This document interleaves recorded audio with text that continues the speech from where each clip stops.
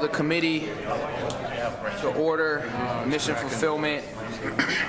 The first agenda item, I'd welcome Vice Provost Bob McMaster to the podium. The first agenda item we're going to take as a discussion, the update on the 5-year enrollment plan, and then from there we'll take questions and discussion and then move into item number 2, which is significantly related to item 1, and Vice Provost McMaster will continue to give a presentation on item number 2 as well. So with that, Provost Hanson, I'll turn to you. Thank you, Chair Omari and members of the board. As you can see, this is an update on the 5-year enrollment plan. The board approved the plan in February 2016, so we're providing this 2 years later, a report on how we've built up on the 10 points in that plan and connected those plan points to specific strategies. You have in your docket data that show the progress and successes related to the plan, and we'll discuss some of those in this presentation. I'll make just a brief prefatory note to indicate what our highest priorities are here in enrollment planning, and then Bob McMaster, the Vice Provost and Dean of Undergraduate Education, will provide the report. But noted there on the screen are these highest priorities for initiatives on the Twin Cities for enrollment. That we plan for modest enrollment increases, and the most demand is for admission to the STEM colleges and CSOM, the School of Business. We want to maintain a high-quality experience for all the students who are admitted to those schools, as well as every other, and that means that we have to have the capacity for those modest enrollment increases. We want to align the Twin Cities enrollment plan with the system enrollment plan, and that is an issue about, some students may have an interest in going to more than one of our campuses, and it's important that we align our plans, and of course that's part of our strategic planning right now for the system. We continue to focus on Minnesota high school graduates, particularly under-resourced Minnesota students and greater Minnesota students, that is students outside the Twin Cities area, because those are pipelines that it's important to keep open, and not all of the students in those particular categories may be thinking first and foremost of the Twin Cities.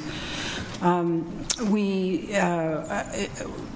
want to make sure that the students have a good experience and succeed when they arrive, so we are enhancing various student support units that we know to be important for those two features of experience and success. Smart Learning Commons is one great example of that. The Center for Planning and Exploration, which helps students figure out a good pathway and where they're going when they get their degree, is another. And of course, we continue to try to manage well both need and merit-based aid, and in a context where there is competition for great students. So with that, I will turn it over to people who really do the work. Great. Thank you, Provost Hanson. And before I turn, to Vice Provost McMaster, I failed to recognize student representatives Smith and Chen. Smith from the Morris campus and Chen from Twin Cities Council on Graduate Students. So welcome. We look forward to your input as well. Please, Vice Provost McMaster. Yes, Chair Omari and members of the committee. I wanted to remind you that in the docket materials is a much fuller set of data and explanations of what I'm fairly quickly going to cover today. So there's a much deeper dive in that material. I also wanted to mention that I think we passed this around today, and if we don't, there are hopefully copies out here. It's the newest undergraduate update, Office of Undergraduate Education update from 2018, which also has a lot of information. I can see people looking around, so maybe we didn't get it handed out, but we will. I'm going to try to go fairly quickly through these slides, again, because they're based on the docket material and also the you've had these in front of you, but of course there'll be lots of time for questions at the end. I also want to mention, in case I forget, that in terms of this year's class, and by this year I mean fall 2018, We're seeing some interesting behaviors, and we may get into this or not, but this is a year when the Twin Cities shifted to the Common App, and so a high percentage of our applications came in through the Common App this year, probably 80% plus, and we changed our deadlines this year. And so everything is just a bit off kilter from previous years on the application front. So Provost Hanson went through the plan, the highest priority plans for us. I wanted to remind the board that based on the report from 2 years ago, our overall objective is to have some modest growth on the Twin Cities campus. Currently we have around 31,500 undergraduates full-time. That doesn't include part-time students. And the goal was to gradually increase that number, which we've been doing over the past 2 years, up to probably 33,000. And our new targets look as though we're going to be closer to 33,000 than 32,000 by 2024. In fact, we may hit that number sooner than that. The focus as we start to build undergraduate enrollments here will be strategic. It will certainly be in the STEM areas, it will be in health, it will be in environment, it will be in certain colleges that I'll talk about shortly. This is a graph that we update each year for you. It's showing the growth in applications, although it's also showing the downtick that occurred from 2016 to 17. The number of offers that we make as the number of applications goes up. The number of offers you make also goes up, and that's also a function of the quality of the candidates, of the applicants, and then the enrollees. So the one number that I'll point out on this graph is 6195, and that was the highest number, the largest number of undergraduates, freshmen, since 1970.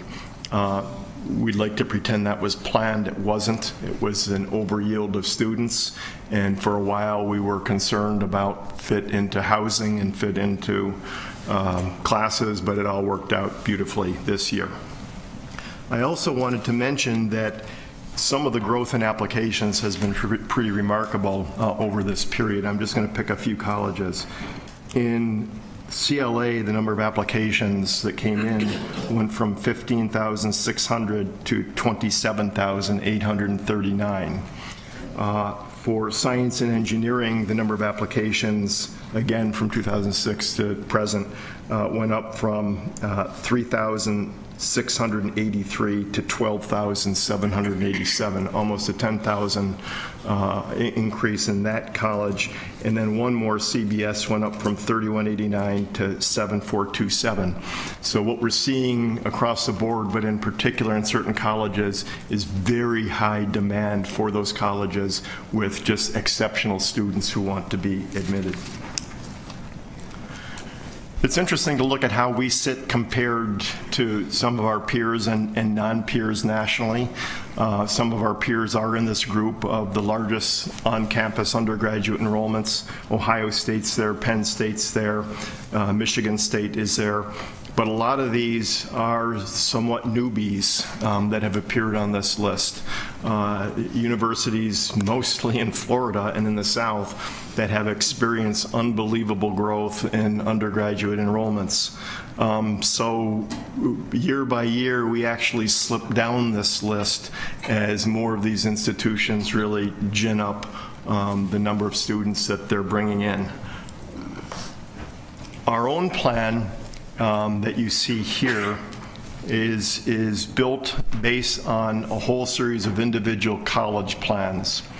Each year, the provost and I sit down with the colleges, the freshmen admitting colleges in August and September, and we talk about their targets, we talk about their undergraduate enrollments, we talk about classes in the curriculum, and out of that set of discussions comes a target both for freshmen and transfers for the following year and the year after, some long-range planning.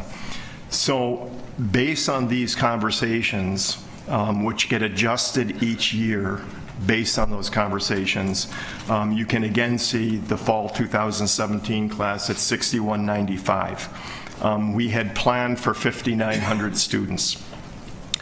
As we move forward, we are planning for 6,000 freshmen, bumped up to around 6,100 freshmen around 2021. You can also see the transfer students. I should also tell you that NHS, in our secret jargon, stands for New High School Students. NAS stands for New Advanced Standing Transfer, and IUT stands for Inter-University Transfer, coming from the system campuses. In terms of transfers, you can see our targets there that go up slightly over the next 7 years. The IUTs will remain stable. Basically, the spring transfers will remain stable. If you plug that into our model based on the college numbers, and you account for first-year retention and four-year graduation, it all comes out in the end that we will have exactly, in 2024, 32,900 students on this campus, not one more, not one less. So that becomes the overall kind of strategy moving forward to get us to the 3-3. I did want to spend just a moment or two not doing a deep dive here, because these data and the materials are in your docket information. But again, we work with each college in developing their enrollment strategy. And so each one of these colleges really has a unique footprint, a unique set of expectations for their recruitment and enrollment. I'll mention CSOM. With CSOM, they've grown remarkably over the last decade. Their initial target based on the construction of Hanson Hall was 500 freshmen a year, and they're up at around 627 and growing now. If we go to CBS, CBS has plans to grow their college up to 700 freshmen over the next few years. Again, they have exceptional applications, and the quality of their students is just terrific, as it is across the board. The College of Design is a college that's very particular in that students are actually admitted to majors. It's not anticipated there's going to be growth there because of all kinds of constraints on their facilities and resources. Moving forward, CEHD is a college that has a very high percentage of under-resourced students, first generation, students of color, low income. They have probably the strongest first-year experience course of all the colleges. CFANS is also expected to grow from their current 384 up to a goal of 500 freshmen a year. That's a very ambitious goal, but we're working with them in terms of the recruitment and pipelines and targets to try to get there. CLA obviously is our largest college. They're going to remain static at around 2450. They're not going to grow in our plans. We do have a fairly large number of students that wind up in CLA as what are called alt choice. They really wanted to be in CSC or CBS. There wasn't the space, and so we try to find them a fit within CLA. Finally, CSC, which I mentioned, has just seen tremendous growth over the last decade, and the quality of the applicants is absolutely superb. The average ACT in CSC is 32, and again, there are thousands and thousands of students, particularly both international and non-residents, who want to come study. So that's basically a snapshot of what's going on in some of the colleges. We also have undergraduates in nursing that are not admitted as freshmen, in allied health and in other areas, but these are the big seven. I did want to mention reciprocity and what goes on in our surrounding states, which we've had conversations on before. A lot of information packed into this geography, but basically two things I wanted to point out is a balance of trade with Wisconsin. In fall 16, the state sent to Madison 765 students, and they sent to Minnesota 644. That balance of trade had been evening out, and it tipped again in Wisconsin's favor that year. I also wanted to point out North Dakota. North Dakota State enrolled 1,436 Minnesotans, and North Dakota enrolled 861, almost 2,200 Minnesota students went to North Dakota to study. and we've discussed some of that before, especially the impact on some of our other campuses, on our campus, and the net out migration of students. We admit for success, these are students who will have a strong probability of being retained and graduate in 4 years. We talk a lot about selectivity. A Board of Regents metric here, which we put in, is maintaining on the Twin Cities campus an ACT of over 28. I do point out that if we look at the disaggregated data for colleges, and we look at not only the mean, but we look at the middle range, which is really a more important kind of metric than mean. We see that as an example for CBS, their middle range is 28 to 32. That means 50% of the enrollees are within that range, but that also means that 25% of the students come into CBS with an ACT lower than 28. Our average is 28.4. Our middle range is 20, for the whole campus, is 26 to 31. What that means is 25% of the students come in with ACT scores lower than 26. It's important to note that not every student on this campus comes in with a 28 ACT. There's obviously a range. This becomes our basic model for enrolling students in the freshman class. 65% Minnesota, 15% reciprocity. That's a number that's been declining. 14 to 15% NRNR, national, and then 5 to 6% international. These are the rough targets for the Twin Cities freshmen each year.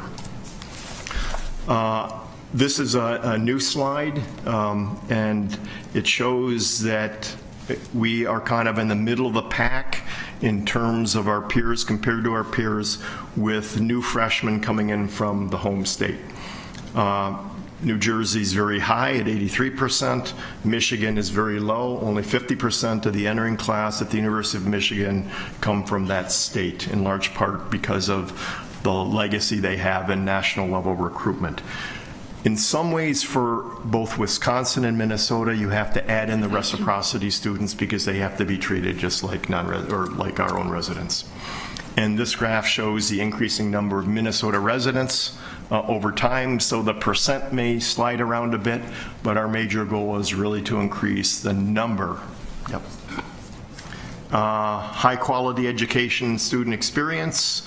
We have a whole series of initiatives underway there. I won't get into the weeds here because of the explanation in the docket material. I will say, as an example, for chemistry, we've spent a lot of time trying to figure out how we can get all the students now who need chemistry from all the colleges into the first year courses. And there's now a committee in place to make that happen, determine priorities. If you've taken chemistry once, you go to the bottom of the list if you want to take chemistry a second time. So there's a lot of course management that goes on in some of these high demand courses. I also wanted to add that we have added 18 new advisors campus-wide, which it's getting us very close to the idealized ratio of 250 students to one advisor. A set of student success initiatives in undergraduate education centers and other places where students can go and get the assistance they need in tutoring and mentoring. Again, for the issue of time, I won't go into all these, but I will mention President's Emerging Scholars. That's really a critical access program for our university. We bring in over 500 students a year into PES. They get a scholarship, they get, well, actually a first and a fourth year scholarship, they get mentoring, they get special programs. These are students that get a lot of attention to make sure that they will succeed here. One of our major centers that I'll just pick up on for a moment is CAPE. CAPE is a Center for Academic Planning and Exploration in Brunick's Hall. And this center helps those students who are struggling to find a major, students who are switching colleges, students who are underdecided or overdecided, and you can see some of the data here in terms of the work with these students. It's very intensive. Students come back 3, 4, 5 times to work with coaches, not advisors, and the results are really pretty good here in terms of the retention at 95% for those students. Transfer is a major project in undergraduate education.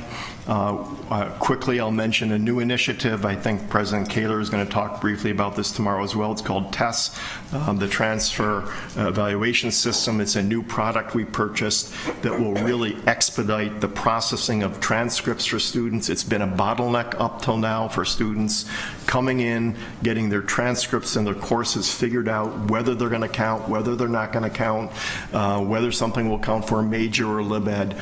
And this new product really makes it all transparent, and within each one of the colleges and departments there's actually a transfer coordinator who facilitates this.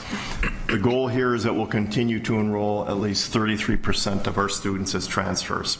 And this is an updated graph of where our transfers come from, and about 35%, which is actually down. It was closer to 40% a few years ago. 35% of our students are coming from the Minnesota State system, and a large percentage as well coming from across the border in Wisconsin.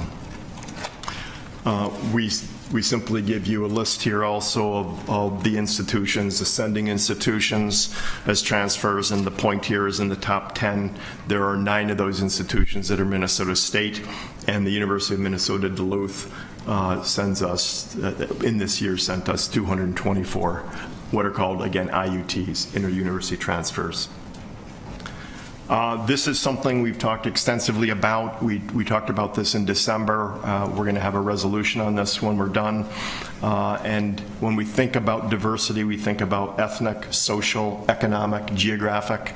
There are myriad ways to think about this, but basically we want to make sure that this is a university that's accessible for all Minnesota citizens, no matter what their income is, whether they're first generation. Obviously, we want to build up the number and percent of multicultural students as well. And this graph shows that indeed over time, again, moving away from percentages that can skew the data, you can see the absolute numbers in the various race, ethnic categories that in our undergraduate headcount. So these are all students at the university for each one of these years in these categories. The board set some very ambitious goals 15 years ago around retention and graduation. These are all part of the scorecard and part of the metrics that we work with. We take these very seriously, and if we can kind of move into some of the graphs here, we now have about a 23.5% first-year retention rate. That's great, but more important than that, we have multiple retention rates at this university, and the retention rates for first generation, the first-year retention rates for low-income Pell, the first-year retention rates for students of color, for all of the colleges have now tipped over 90%. An internal goal we have in our office, in the provost's office, is to get the first-year retention rate campus-wide up to 94%. I will mention that the big institution to the east has a first-year retention rate of 95%, so that perhaps is an even better goal, but I'm trying to be realistic here as well. For the four-year graduation rate, likewise, we have multiple four-year graduation rates. This is the university rate at 68%. We now have exceeded the board metric. I shouldn't tell you that because you'll reset it from 65%. We think in the next few years, based on some of the analysis, we're probably going to hit 70% on the four-year rate. Again, if we look at, and that chart is in your docket material, the Pell eligible four-year graduation rate, that now has hit 60%. So all the rates are rising. It's not good enough just to have the overall rate. We need to look at the disaggregated rates as well. And then for the 6-year rate, we now, for the first time ever, have tipped over 80%. Unfortunately, you set our new goal at 82%, so we're not there yet, but we're very happy about going over the 80% mark. Again, many of our peers, as we look at their 6-year rates, are in the low to mid-80s, so we still have some work to do with that. That, of course, is also the standard rate used for student athletes, the NCAA 6-year rate. Lots we could say about financial aid. There's a fairly large section of financial aid in the docket material that shows you the newest information on indebtedness and percent who graduate without debt, and how we package students based on their AGI, adjusted gross income, and expected family contribution. We could go back into that if we wanted to, but basically our goal is to be increasing financial aid in all the categories: need-based, middle income, merit. You have a goal of growing overall institutional aid to $275 million. This is a chart we look at carefully every year. It basically shows for the Twin Cities, and we have this for each of the system campuses as well, the total amount of gift aid in the various categories that gets distributed. Gift aid, of course, is the best flavor because students don't pay it back. This is free money. You can see that our university scholarships has grown significantly over the last 7 years, from 38 to 59, almost 60 million. You can see the Pell number, state grant number, and the other types of gift aid that we distribute out both in need-based and merit-based categories. One note here goes back to 2009 and 2010, when the state local government numbers are significantly bumped up in this table, and that has to do with the federal stimulus money that flowed into the state and was redistributed as financial aid. A great big gift windfall that went away, unfortunately, after. This chart gives a very nice summary of the long-term trends with enrollment and tuition and loans and scholarships. It basically shows that our enrollment has gone up modestly at 22% over this 17-year period. The loan amount went up significantly till about 10-11 and has been coming down over the last 6 years. In large part, that's because of the freezing of tuition that was done when President Kaler arrived, and it has to do with increased financial aid we've been able to put on the table, and it has to do with a better economy.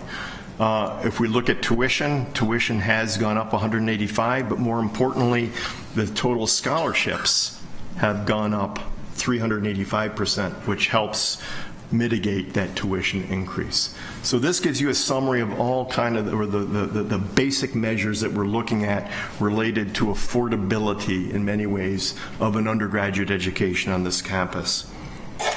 Finally, last piece is around workforce needs. Again, we have a target of increasing the number of STEM students as defined by the federal government. There's more information on this in the docket. And our goal is by 2021 to be producing, graduating in all the STEM categories, 3,600 students a year. And the chart shows you how we're progressing for that. So I think that's a quick sweep through the plan. Great. Thank you, Vice Provost McMaster. And I imagine there'll be a lot of conversation and discussion because the docket material had a plethora of information, so I'll open it to the members for comments and questions. Regent Beeson. Thank you, Mr. Chair. Thank you, Dr. McMaster. I am concerned about the statistic that shows the drop of Minnesota students enrolled or admitted to Madison, and that's a 120 student gap now between those that we accept here and those that are accepted there, and that's in some ways, if the strategy there is to substitute Minnesota students with their NR students, then I think we need to look at our own goals, because that number of students translates, to my rough math, to about $1 million in lost revenue. So I guess I would ask you to really understand what that trend line is. If it appears to be intentional or purposeful, then I think this board needs to know that. And I'll add to that, if you look at the rest of the states, the surrounding reciprocity states, some of them are even more bigger gaps between the two. But Vice President McMaster. Well, Mr. Chair, some of them I understand the Dakota one a little better, but for me the Wisconsin one stands out. Thank you, Mr. Chair. Vice Provost McMaster. Chair Omari, Regent Beeson, members of the committee, we've been looking at those Wisconsin data closely for a decade now since I started in the job. And it's very interesting because we over time were enrolling about 14, 15, maybe even 16% students from Wisconsin. Consistently over time, Madison was enrolling 10% Minnesotans, 10%, 10%, 10%. And the way this is supposed to work is we're supposed to treat a Wisconsin student in the admissions process identical to one of our own. If it's a tie, then we can take our own, and same for Wisconsin. So we have been puzzled about these data, and they were evening out over time, but there was an uptick last year. So that's my first point. My second point is President Kaler has asked a group to look closely at reciprocity and do a complete analysis of reciprocity with all the states, and to come back with a report on findings as to numbers of students and tuition balances, and basically a soup to nuts analysis of that. Regent Anderson. Thank you, Regent Omari. Yeah, it was interesting. I was looking on the map, and my goodness, the North Dakota schools wouldn't have any kids if it weren't for the Minnesota kids. It's interesting to see that. But my question deals with, sometimes I get a call. It's a great presentation. I get a call from parents or grandparents or somebody, and their child was applied for CSE or CBS or sometimes Carlson School. And they say, my goodness, Tom, they're great kids, they're great scholars, but they didn't get admitted. But he's got this letter that they want him to go to CLA. And you refer that as alt choice. Correct. So I guess my question is, I always say, CLA is a great school, you get a chance in, you're in the University of Minnesota, I tell them about Duluth, tell them about Morris, tell them about Crookston, but mostly it's kids that have their hearts set on Twin Cities campus. So my question is, how do I tell these parents, and I guess what is the correct answer when I say, I would go to CLA and there's an opportunity to transfer into the other ones. Is that a true answer, or is it not? Is it very difficult to do that? Okay. Vice Provost McMaster. Chair Omari and Regent Anderson, what I would tell those students is that the College of Liberal Arts has a geography department, and that represents a terrific place to study. Not all students who are alt choice into CLA are going to be able to transfer into Carlson and CSE and CBS. Some will, depending on their academic performance over the first few years. What we'd like to tell those students is, if you're interested in science, there are science programs within CLA that you can pursue. And in fact, within CLA, you can do a Bachelor of Arts in chemistry and physics and computer science. So you have some parallel degrees in CLA. If you wanted to go into business, one of the very best foundational majors would be economics. To study economics within CLA, and then students wanting to go to med school in the health sciences. So there are very good paths for students who wind up in CLA who either have to stay in CLA or will be able to transfer. Where we run into trouble is when we have students in CLA who want to be engineers, because there is no path within CLA for engineering. It's very hard to get in some of the engineering programs because of the demand, even in transfer, and they often then are lacking the preparatory work that's needed. Okay. I appreciate that answer. My basic answer to those people is I can help you get an appointment with an admission counselor, and yes. I think that's generally do. I have one other quick question I want to ask. My other quick question goes to the 4-year graduation rate of roughly 68%, whatever that is. When I was admitted here, I had 0 college credits. I'm guessing today, because my children, when they enrolled in college through the high school programs we have today, have some college credits. So I think we should pat ourselves on the back and we should move all we can to get 4-year graduation rates. But some of that has happened simply because they're coming in with a semesters of credits or things like that. Is that not true? Please, Vice Yes, Chair Omari and Regent Anderson, that's spot on. In some of the colleges, students are coming in with at least 20 credits plus, and so it certainly does enter into their ability to get through expeditiously. What we find, although before I say that, I will say that our 3-year graduation rate has been going up fairly quickly over the last few years. What we find is that most of these students are not graduating in 3 years, however. They're spending 4 years, but they can have a richer undergraduate experience because they're not tethered to a lot of the requirements, early requirements that other students have to take. But the dual credit options, PSEO, AP, CIS, College in the Schools, IB, they're all playing a role in student success here.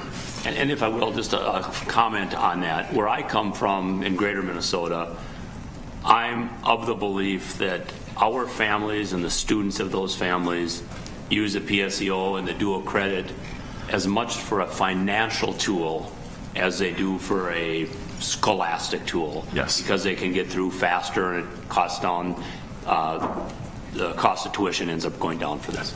So thank you. I'm sorry to indulge you for 3 different questions. Regent Swigum. Mr. Chairman, thank you.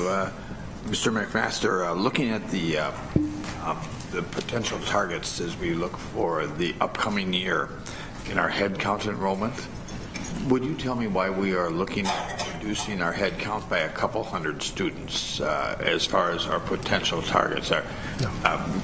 Will we not be able to keep that 200 with admissions, keep our 28.4? Do we have to expand more classes? Well, why would we look at a reduction, which Mr. Burnett's going to tell me is going to cost us $2.5 million? Vice Provost. Yes, Chair Omari and Regent Swigum, I wouldn't view that as a deficit moving forward. I would have viewed this year as a gift to Mr. Barnett, Dr. Barnett, in terms of the 300 extra students that we were able to provide. 6,200 students puts a lot of pressure on housing.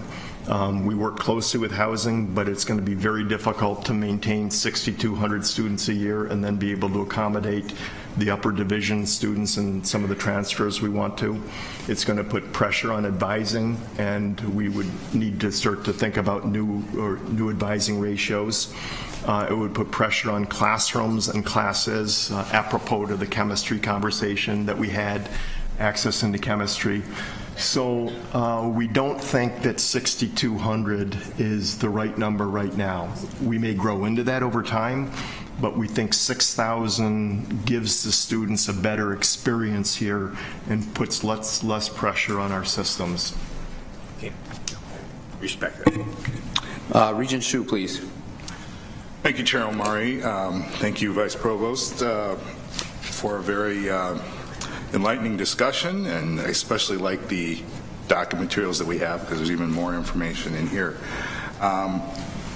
I have a couple questions regarding kind of the capacity regarding chemistry. First of all, is it possible to meet the demands of our students for chemistry in terms of their quest for 4-year graduation without building on more space, more chemistry labs, and so on? Please. Okay, Chair Omari, Regent Hsu, I'm probably not the best person to answer that. I would in some ways defer to the faculty in chemistry to evaluate that. One of the things that's enabled us to add more students over the last decade is 2 versions of general chemistry. One is 1061, where students actually are in class with a lab.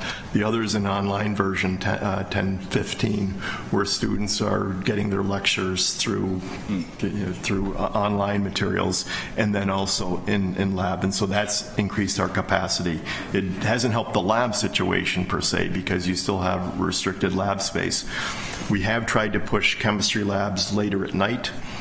We have tried to control, as I mentioned, access into chemistry so that students really who have to have chemistry as part of their major get in the first semester, and those who don't are delayed to the second semester. An example would be physics. A physics major doesn't need chemistry right away, but a food science major and a chemistry major and lots of others do.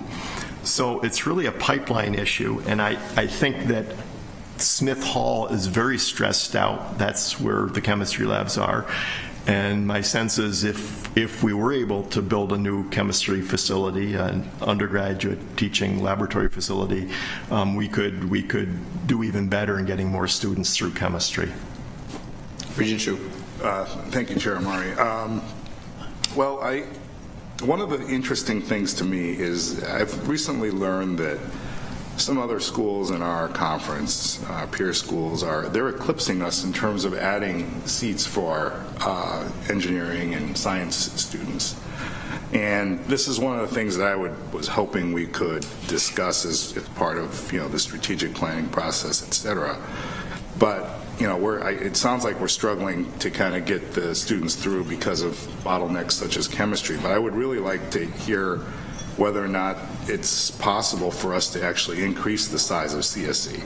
Because if you look at some of these pictures that you have here, a lot of the students that we send to other states actually would like to study science and engineering or maybe CBS, but they're unable to because they're not, first of all, able to be admitted here, and so they have to go somewhere else. And in some cases they're going to pay a little bit more to go somewhere else, and some cases are going to save some money by going somewhere else. So there's other aspects of the decision. But if we're unable to admit them, then we're off the list.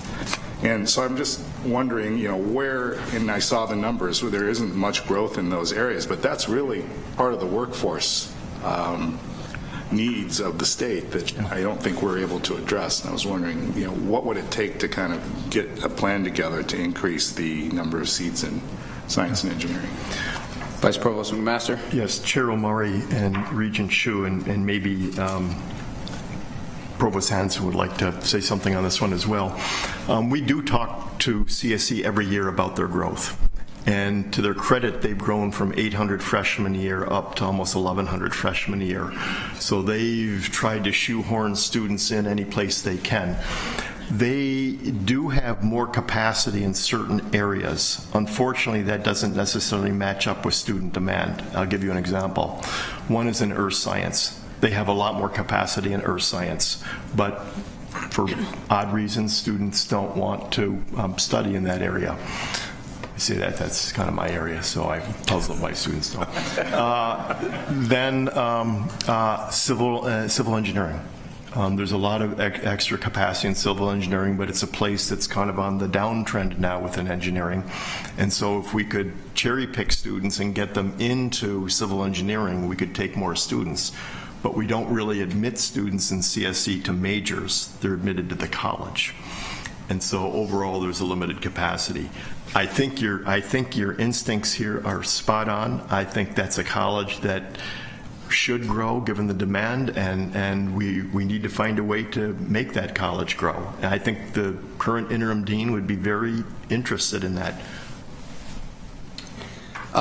President Kaler, and then we're going to go to Regent Lucas and Regent Powell.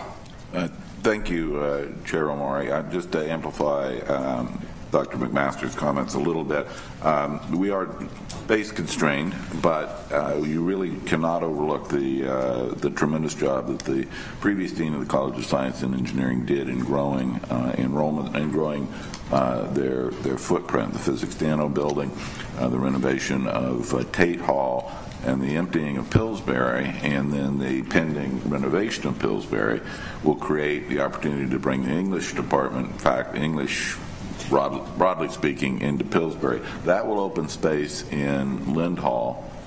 I don't think you mentioned that, did you? I did not. All right. In Lind Hall, which will provide the opportunity for the greatest choke point we have, which is computer science, computer engineering. And the really good thing about that is we probably can design a computer science pathway that doesn't require a chemistry class. Don't quote me, because I think that might be a problem, but maybe. So we have a path forward to increase, but it's a very constrained situation.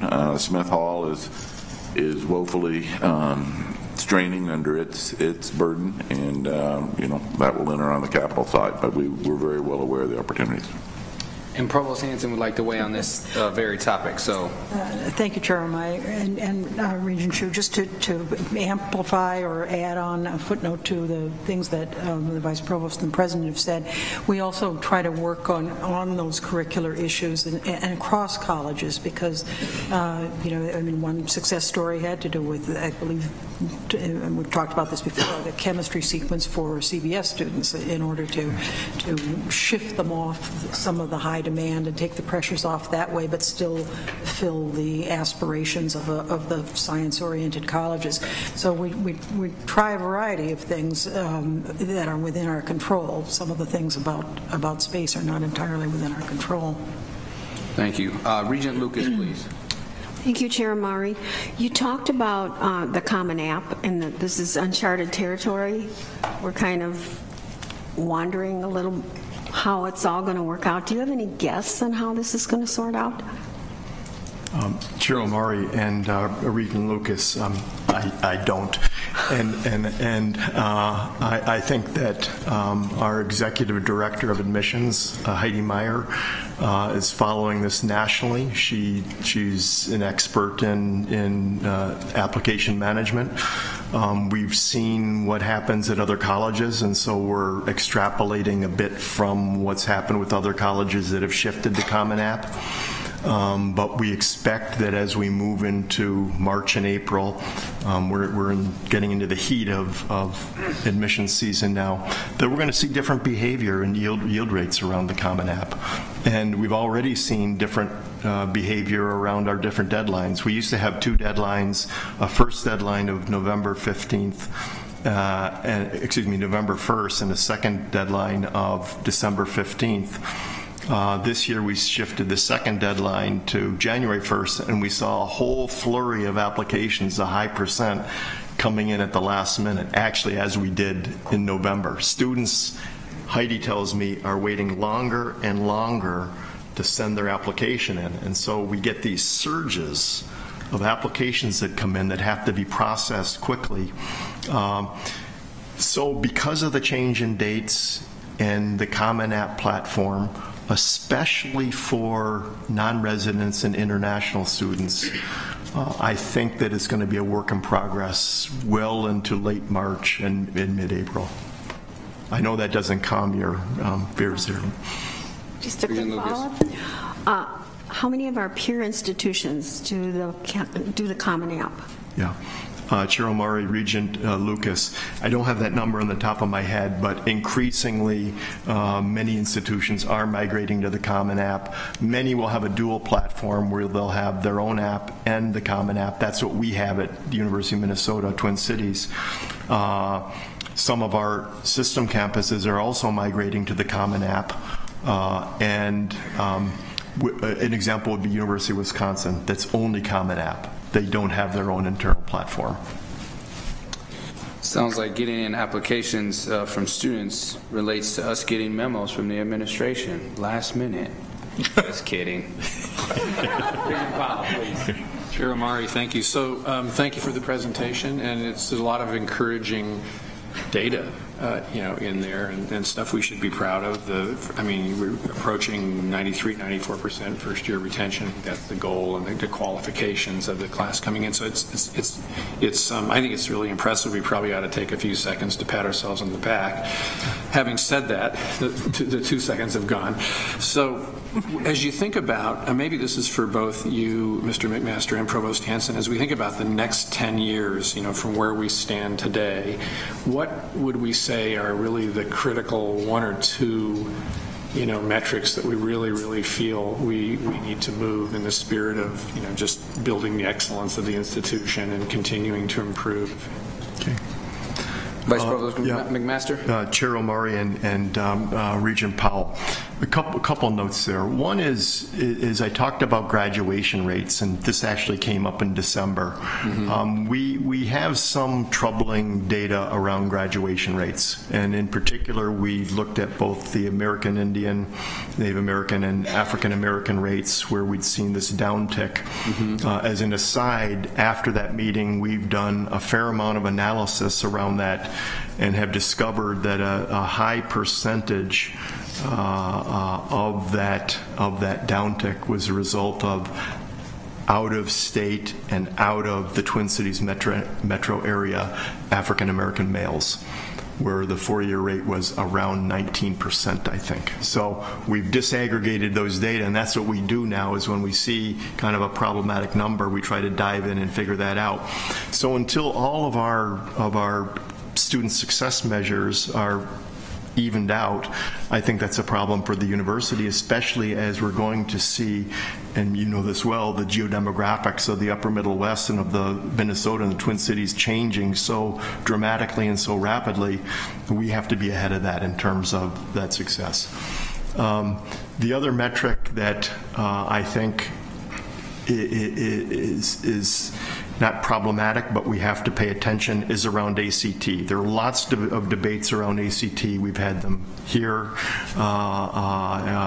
with the board, and I think that I'm a strong supporter of the ACT as a metric, but I don't think we can get bogged down by it. If for some reason we do see changes in that behavior, I don't think we can panic, and I think the board may have to go back and rethink that particular metric.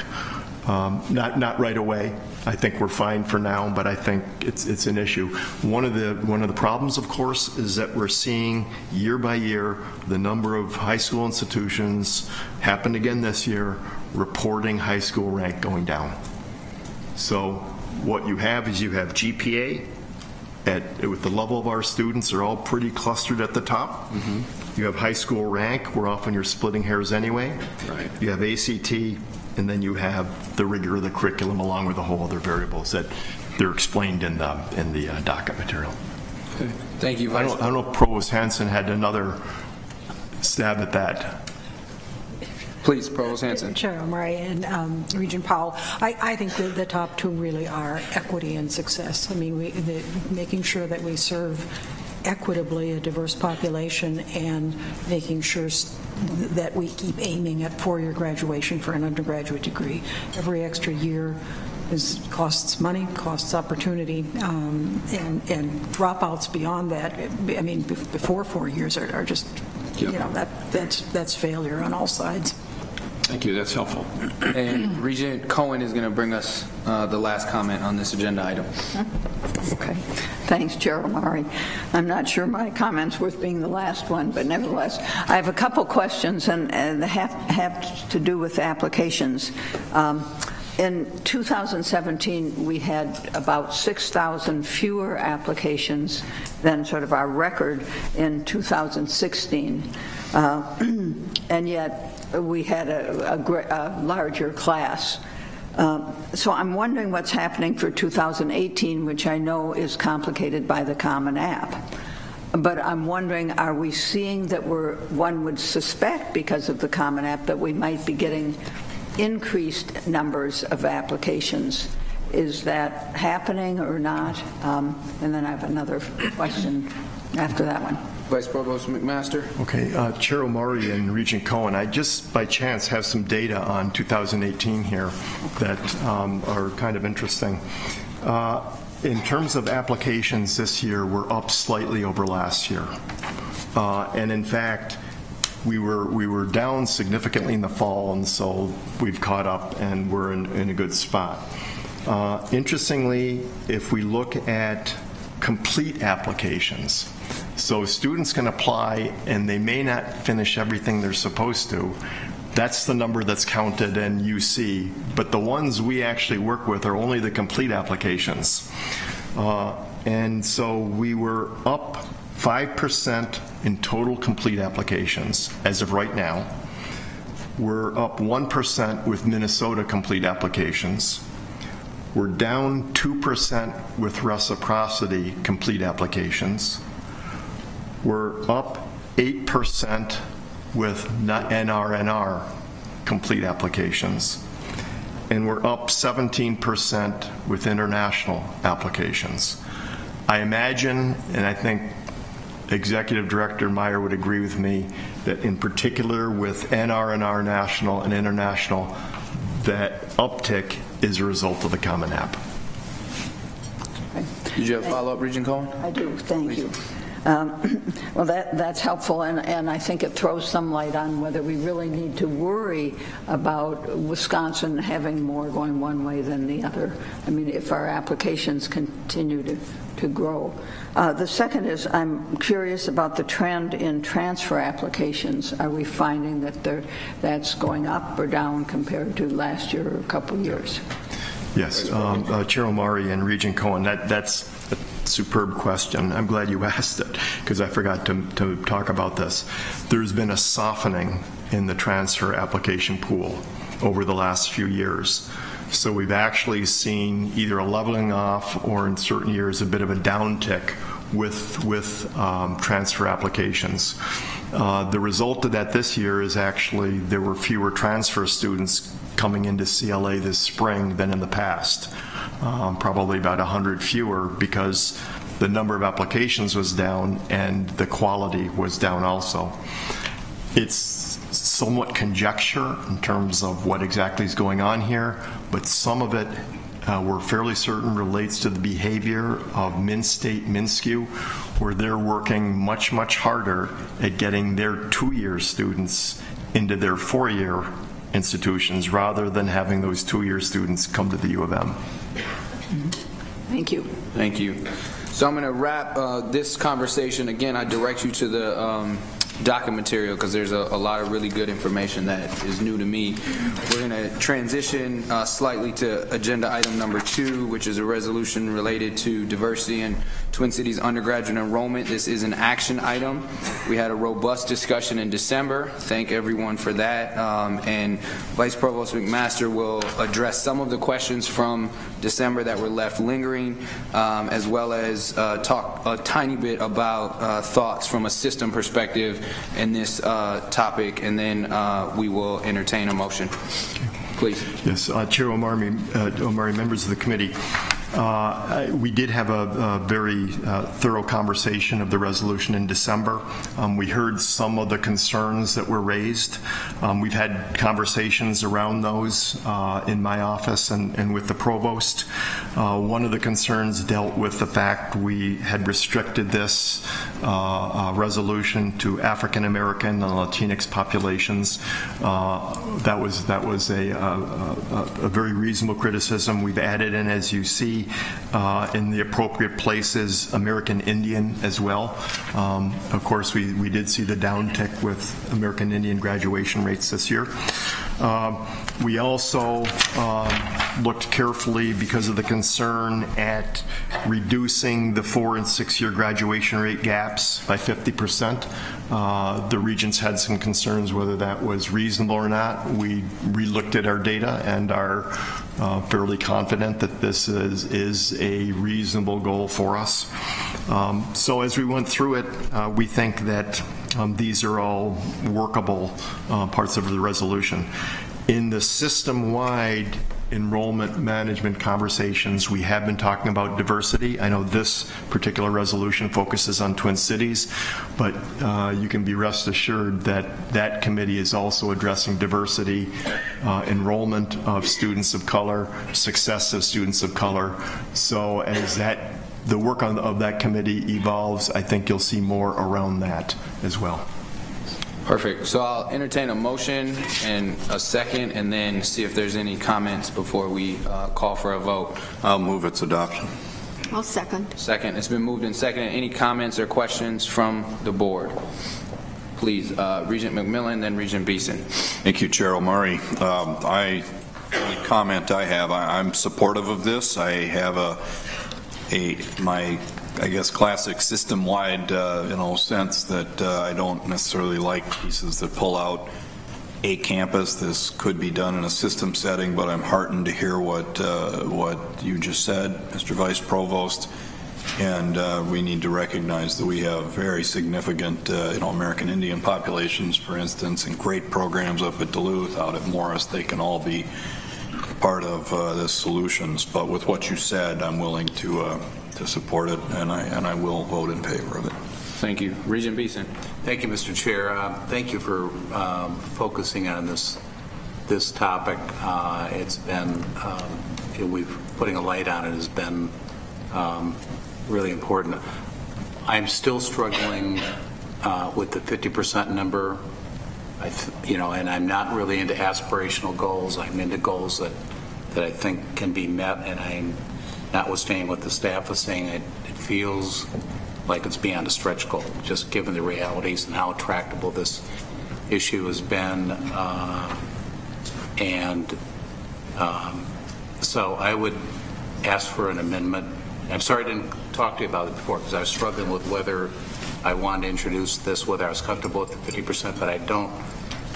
At this moment, I'm not comfortable. I think it's too aggressive, so I would make an amendment to substitute Section 3 with 35% by year 2025. Now, part of this is that if we adopt this, unless I'm wrong, the cohort that goes in within 3 years from today, that's the cohort that after 4 years from when they enroll, they're going to have to have secured this improvement in graduation. I just really don't think we're going to get there based on, I haven't seen how we're going to get there.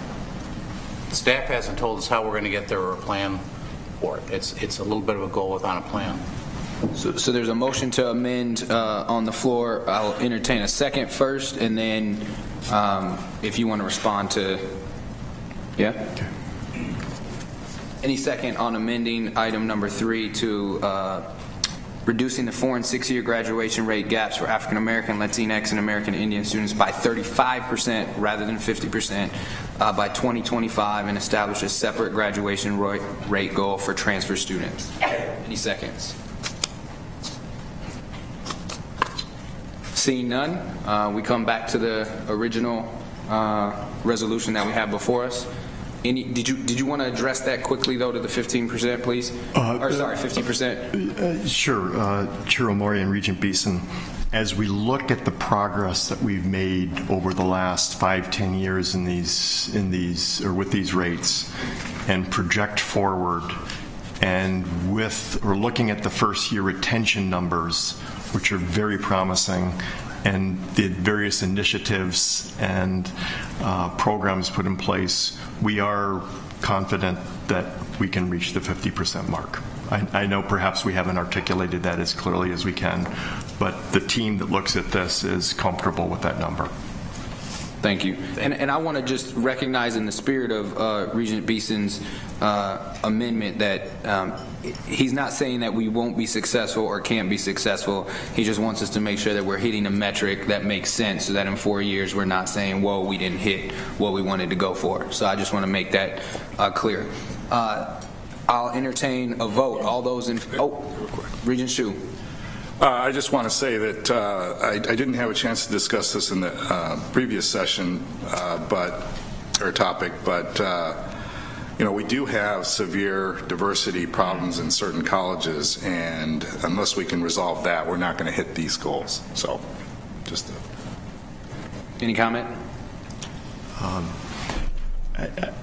I would agree that we have differential success in the various colleges. This is a number that aggregates up to the university, and so that's where we're comfortable with it. But that doesn't eliminate the need for really looking at this college by college, and we talk with the colleges about this on a regular basis.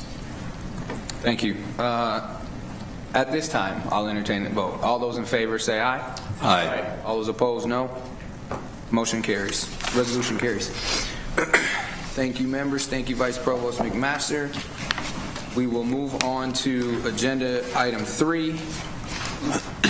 System-wide strategic planning, academic investment strategy, principles, and direction. Are you going to start, Provost Hanson? All right, President Kaler, we'll start with you. Thank you, Regent Omari. Our important work, as you will see today and tomorrow, on the system-wide strategic plan continues with great energy.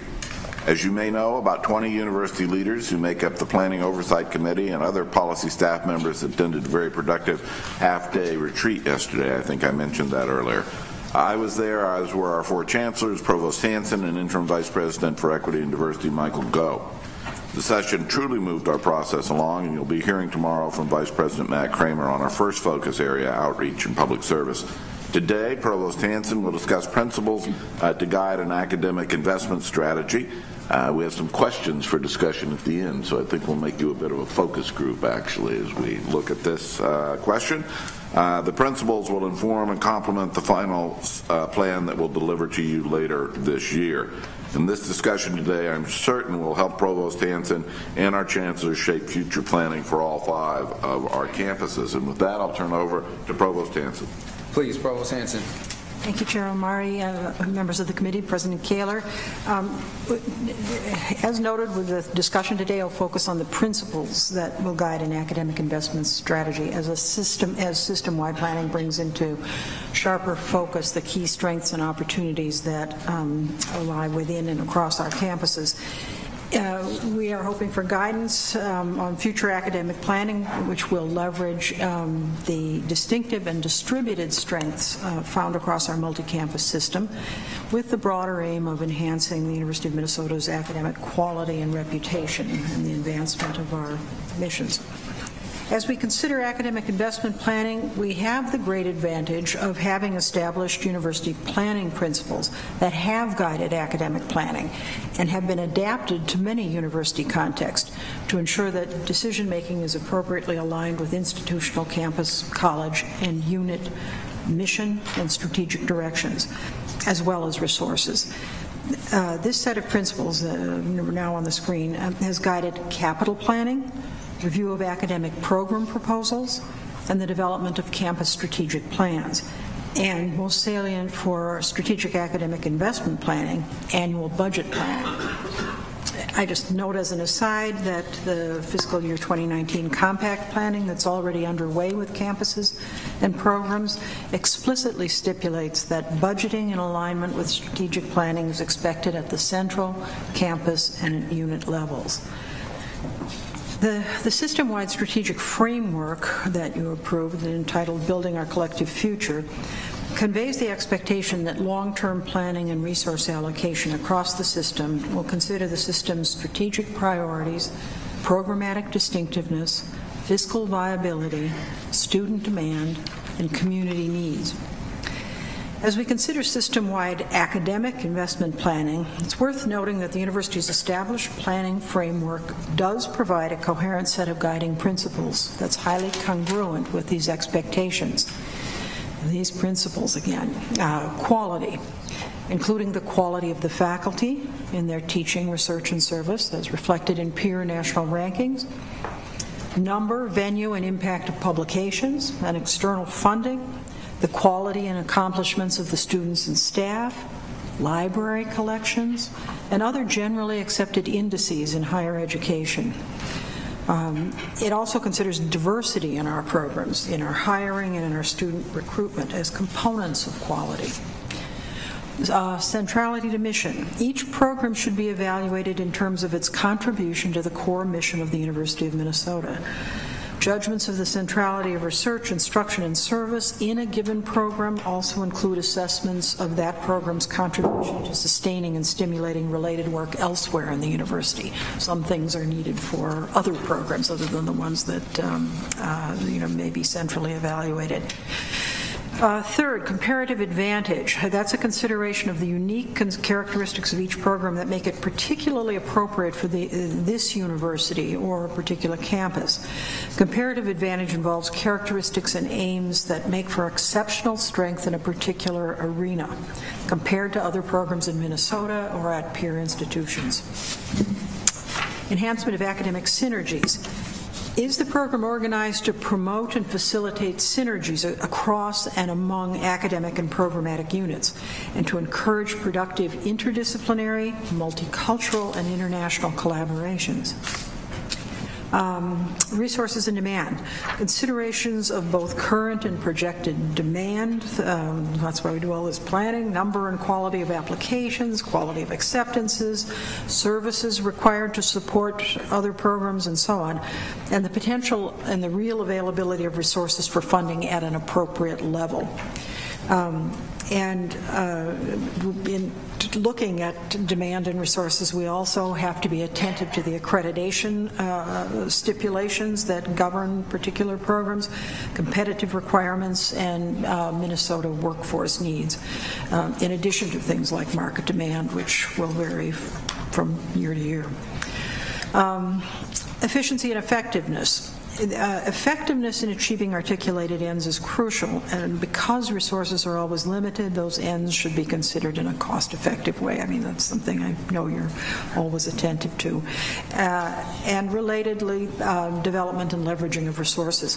But this is not just about the underlying budget, however. The attentiveness to the potential of new and current programs to leverage existing resources and to expand the resource base is important, and is, becomes particularly salient in some areas.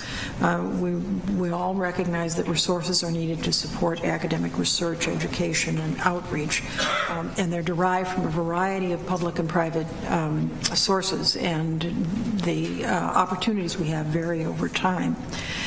But at any rate, those are the planning principles we've used in so many of the areas for the University of Minnesota. There are established framework. They foster consultation, multi-angle strategic assessment, and where appropriate, joint planning across academic units. These provide essential strategic and operational criteria that structure campus and program investment decisions right now. So our first aim in strategic planning is to leverage the strengths of the 5 distinct campuses, while also ensuring opportunities that can best advance excellence and impact of our collective work to fulfill the university-wide mission. We have to ensure that academic investments are grounded on our tripartite mission and our foundational commitments, including commitments to access, diversity, and outreach.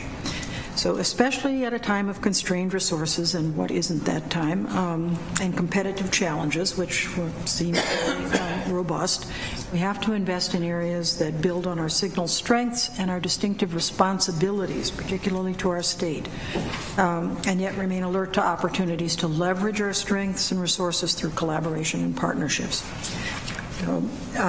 We aim to benefit students in the state, minimize redundancy, and enhance efficiency. Accordingly, a set of first principles there on your screens should, first of all, be attentive to the strategic plans approved by the Board of Regents for each of our campuses. The principles of an academic investment strategy should sustain curricular, research, and outreach engagement areas crucial to quality, impact, reputation of a globally engaged research and teaching institution, build on areas of special distinction and the strengths of our current faculty and the directions of our fields, build in areas where we have demonstrable opportunities for greater impact in education, research, and engagement. We don't talk about this as often, but it's important to keep that in mind. We are the home of graduate and professional education for much of Minnesota, and so maintaining excellence in that arena is particularly important given our state-chartered mission. We want to support interdisciplinary and collaborative research and teaching across structural boundaries, again, in alignment with advances in the production of knowledge and technological changes, social challenges, in order to benefit our students in the state.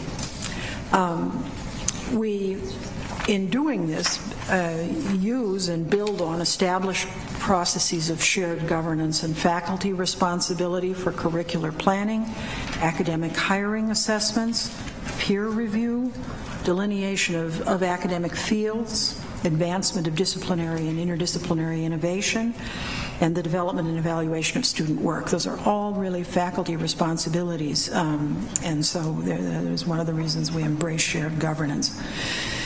Maintain a commitment to public accountability and operational excellence. This is something, obviously, the President and the Board have had at the forefront for quite some number of years here. Minimizing redundancy, optimizing efficiency, ensuring prudent use of physical resources and facilities, seeking opportunities to collaborate across our state with other institutions to strengthen higher education in Minnesota. And you've just had another instance of our monitoring of enrollment strategies and student demographics. That's important for planning, and we aggregate campus data to inform strategic projections that influence many of the other elements of our operations. So President Kaler and I, and everybody else, looks forward to your guidance on academic investment strategies and principles and directions, including, we assume, how we can build on these criteria or amend them in various ways you think appropriate. But again, these are the established review principles and the models we use right now, and it seems many of them are applicable to guiding system-wide academic investments, but we look for your guidance.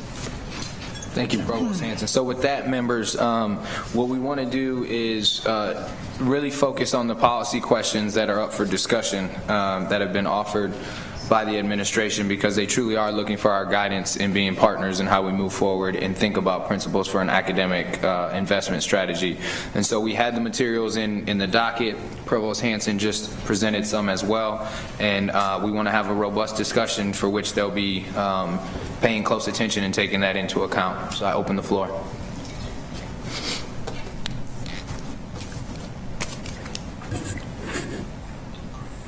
Please, Regent Powell. Oh, thank you. Thanks, Chair Omari, and thank you, Provost Hanson, for the overview of the principles, which, in my view, are very sound, and I think would cover the sort of criteria that we would want to use as we thought about strategy. And I think I also so I wanted to make a few comments on the policy questions that you raised, which I think are very good. And the first one, around strategic decision making, in an organization, where decision making is highly distributed and delegated, I think is a really crucial question, and I think lots of large organizations get that wrong. I mean, it's not easy, and so. Given, I think that we're going to collectively evaluate strategy, in part on how choiceful it is and how well we think it reflects some of the principles that you laid out. We just have to be very,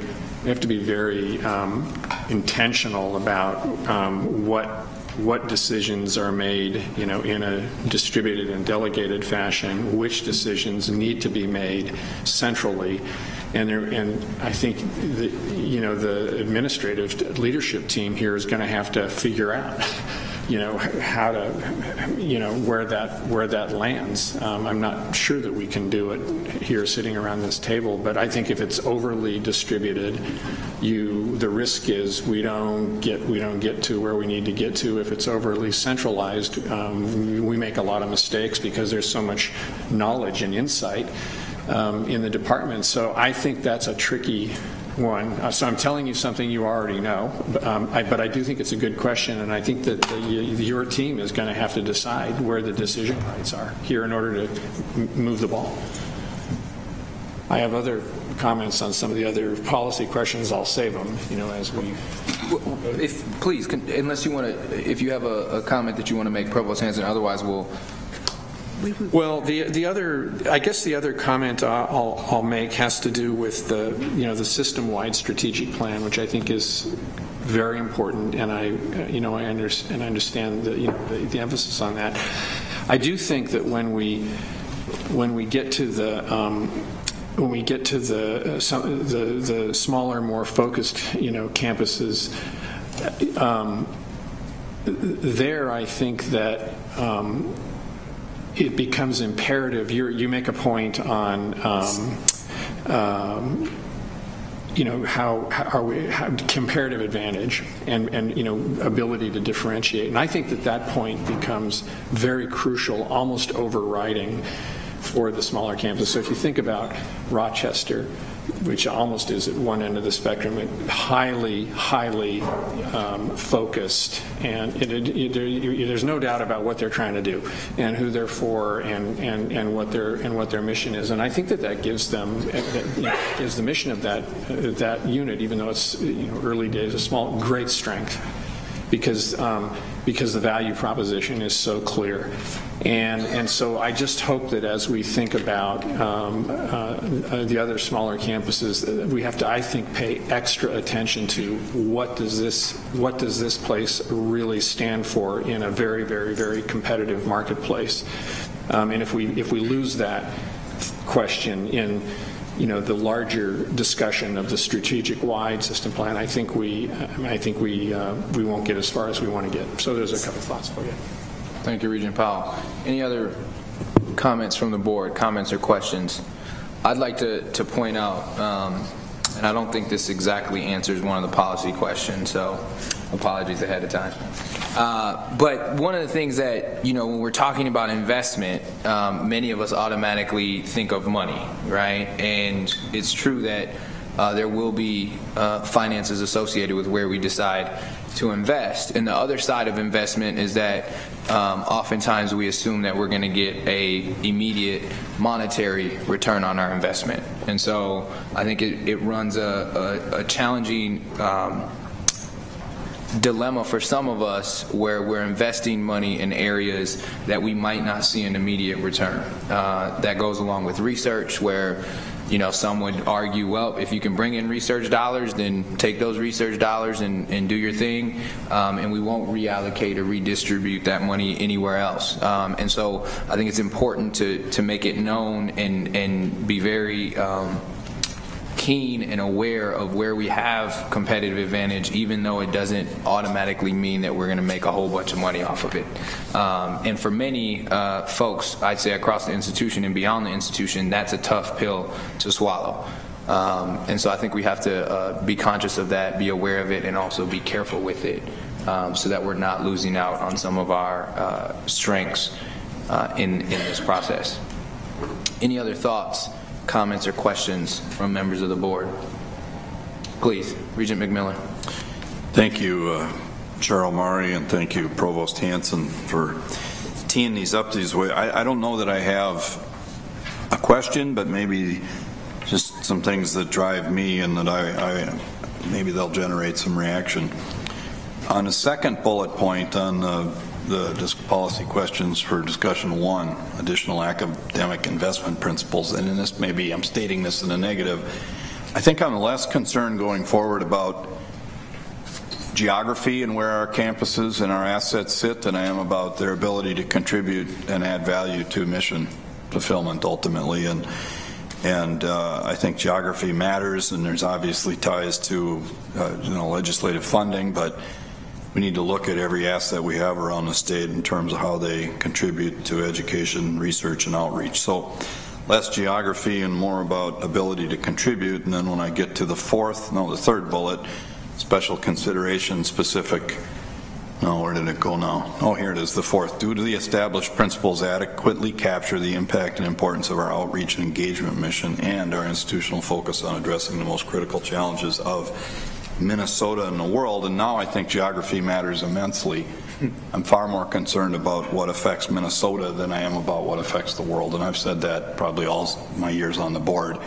The tie to what I think they are ultimately very similar. If we can solve Minnesota problems, we can probably solve world problems. But I realize attracting faculty to deal with world problems may be more interesting, but we've got to always stay just so focused on what Minnesota needs and wants and what it expects of us. And to me, those are just huge drivers as we go forward. So one is less geography, the other is more geography when I think about the system as a strength. So you don't need to answer any of those. That's what's in my head as I walk through this. I appreciate the way you've teed it up. Well, I think that's a good point, Regent McMillan, because we do have specific strengths based on our geography, right? So that we can double down on certain things that would impact, outside of Minnesota, the nation, and the world. It wouldn't make sense to do it opposite. So I feel you on that. Other members?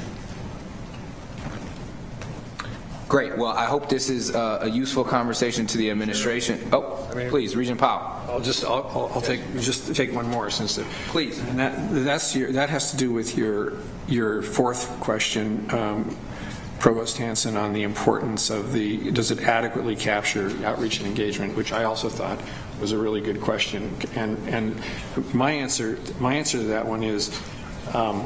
Or my thought on that one is that it's easier to measure, I think, the impact of some of the other areas you commented. Your statement on principals, the quality of faculty, and there's lots of ways that you can test and probe and sort of say, okay, we feel good about that. This is an area that I think is really crucial for us. We're doing a lot of stuff. We've got 300 or 400 programs. I find it very difficult to assess whether we've got the resources in the right place in that area. And the programs there are many terrific and wonderful things that we're doing, so I don't want you to take it the wrong way, but it's so important.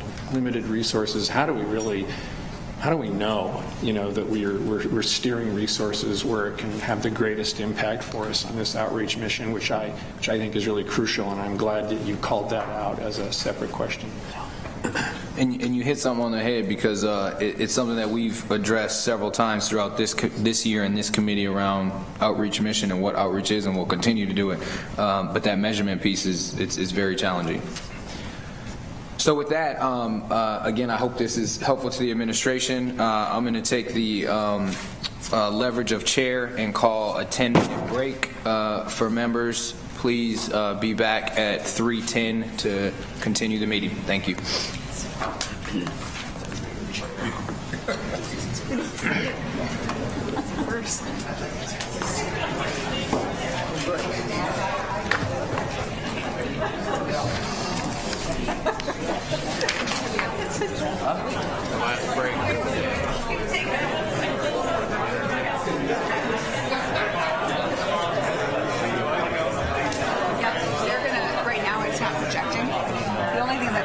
It says that your projector that you're presenting right now, so this time's going to be off. That's fine. But you're ready to go basically. As soon as they turn it on, this is how it'll look here, but on there it'll just be the screen. Yeah, and then I just... You can either... What's the... Why don't you go ahead, whatever you're comfortable with. More with this. Yep, and that's all you do. That's good.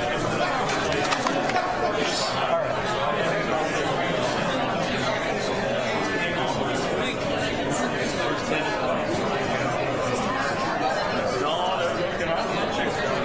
It's really a great site. Major League Trading. Every day I was up with what's going on in Major League.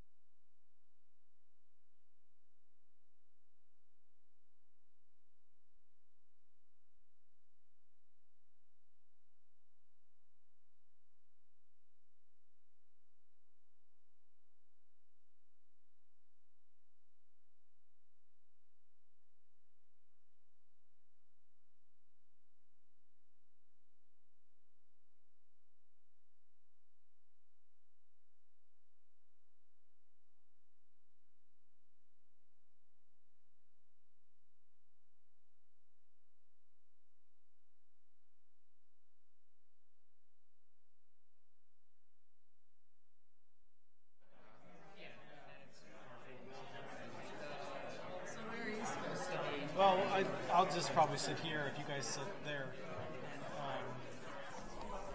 And then we'll have this slide up for Michael and the provost. Oh, yeah, no. I simply, when I'm speaking, just the title slide. Yeah. Yep. We'll just sit here.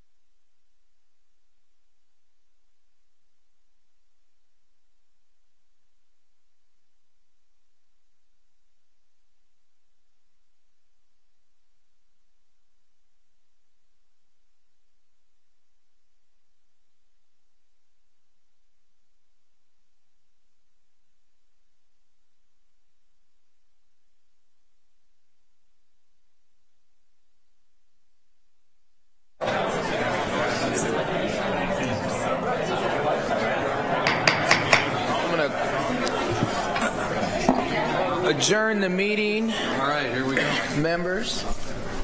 And before we move directly into the next item, I mentioned to two of the speakers that I'm going to perhaps embarrass them a little bit. One is my former advisor, and the other one is my former boss. So, if we don't finish at 4:45 today, you can blame them. Provost Hanson. Thank you, Chair Amari and members of the committee. The commitment to a welcoming and inclusive campus culture is part of the university's foundational commitment to access, diversity, and inclusion. Those are crucial values for a public institution, and they are also components of our strategic imperatives for excellence at every level. The discussion today will focus on initiatives to create and sustain a welcoming campus climate, and will highlight efforts to advance a broad-based collaborative effort toward that end, as recommended in the January 2015 Campus Climate Report. Congruent with that report's recommendations, we want to strengthen and better align campus climate efforts that are undertaken centrally with the many activities that are undertaken within colleges and other units. Campus climate is defined broadly. Initiatives to support it are grounded in concerns for diversity, equity, inclusion, shared respect, and responsibility. And campus climate efforts, as we've conceived them here, emphasize dialogue, collective action, and they're meant to foster personal growth.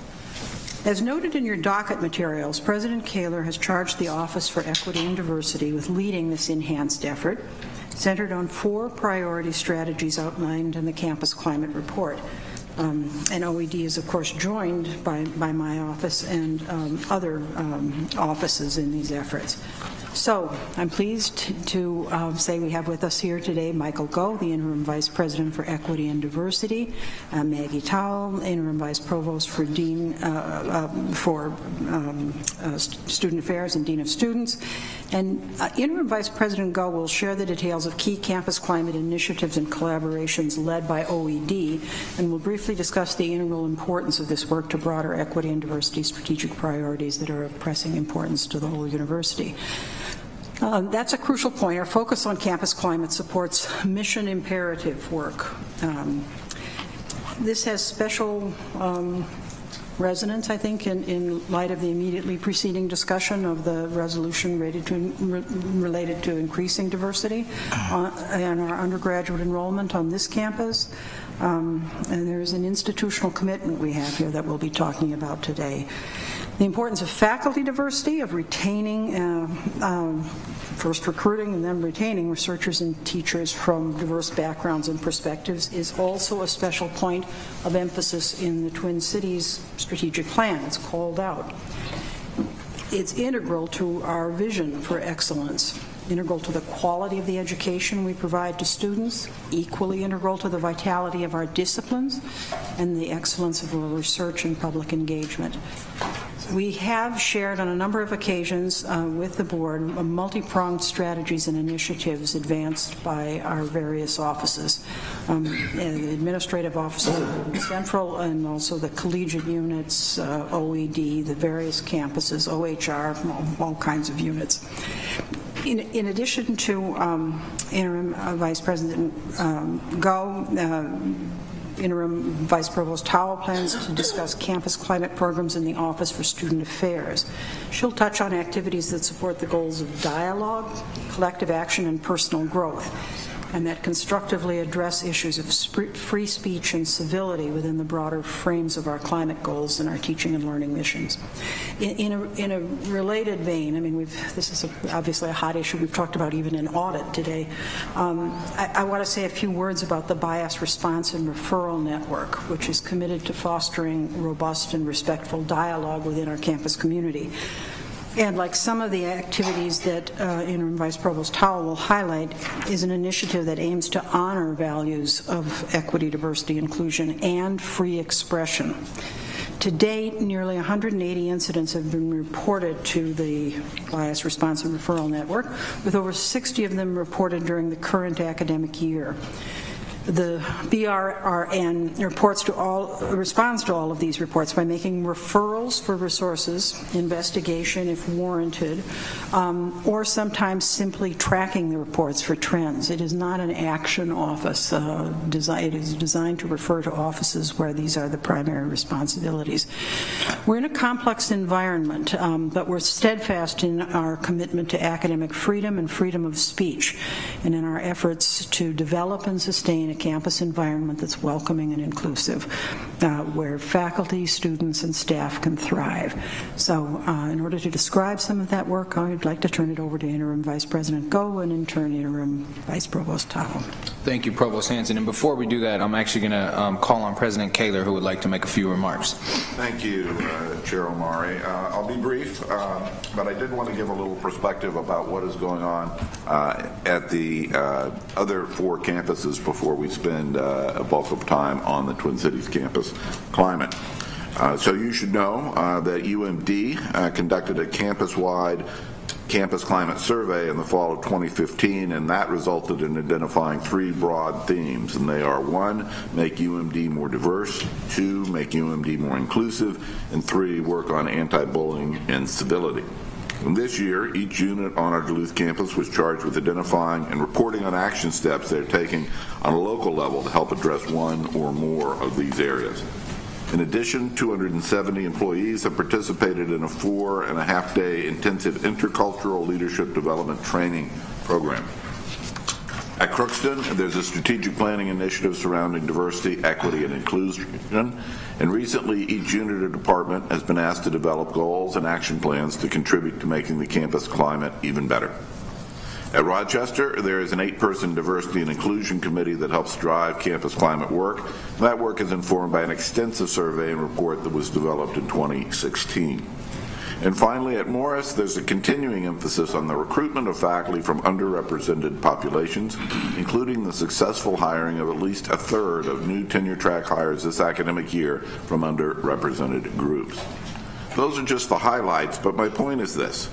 As we together listen to progress here on the Twin Cities campus, it's important to note that all of our campuses are actively engaged in improving their campus climates at a time when diversity, equity, and inclusion in a welcoming University of Minnesota is so critical for our students, faculty, and staff across the system. So I'll now turn to our presenters for a review of our activities in the Twin Cities campus. Thank you, President Kaler, for shedding light on the system approach. And I believe we're going to start with Interim Vice President Go. Yes. Please. Thank you, President Kaler and Provost Hanson, for providing the context and framing for our presentation. Chair Regent Omari, members of the committee, thank you for the invitation to present our work to advance campus climate. I hope to convey in the short introductory remarks I have to make that we believe campus climate is not an elective, if you will, to the mission of this university, but rather central and critical to our academic mission and to the successful educational experiences that our students will have on our campuses. The Office for Equity and Diversity over the past 5 years has focused on 3 areas to advance campus climate priorities. First, increasing representational diversity. Second, programming that directly improves campus climate. And third, leveraging strategic partnerships with internal and external communities. While we have provided for you in your docket a sample of the many programs that support a healthy campus climate, it is fitting to remember that campus climate is not so much about the programs. The programs are critical, but it's about people, the people on our campuses, students, faculty, leaders, community members that visit our public spaces. Programs can help us achieve equity and diversity, but people help us to actualize inclusion and inclusive excellence. So to connect perhaps with the earlier conversation Chair Omari raised about investments and how we define it mostly in financial terms, I think what we're talking about in campus climate is investing in people, in how our students graduate with the skills, the capabilities that represent our university in a way that we are proud of. Cultural intelligence, if I may say so. The American Association of Colleges and Universities, for which the university is a member, defines inclusion as, I quote, the active, intentional, ongoing engagement with diversity in the curriculum, in the co-curriculum, in communities, and in their parentheses, intellectual communities, social communities, cultural communities, geographical communities, with which individuals might connect in ways that increase awareness, content knowledge, cognitive sophistication, and empathic understanding of the complex ways individuals interact within systems and institutions, unquote. If you would permit me to paraphrase all that academic jargon, I will do so with 2 words. It's messy. Truly, when we ask people to bring all of themselves into encounters with each other, while we should expect celebrations of commonality and shared humanity, we must also expect disagreements, debates, controversy, and contention. It's messy.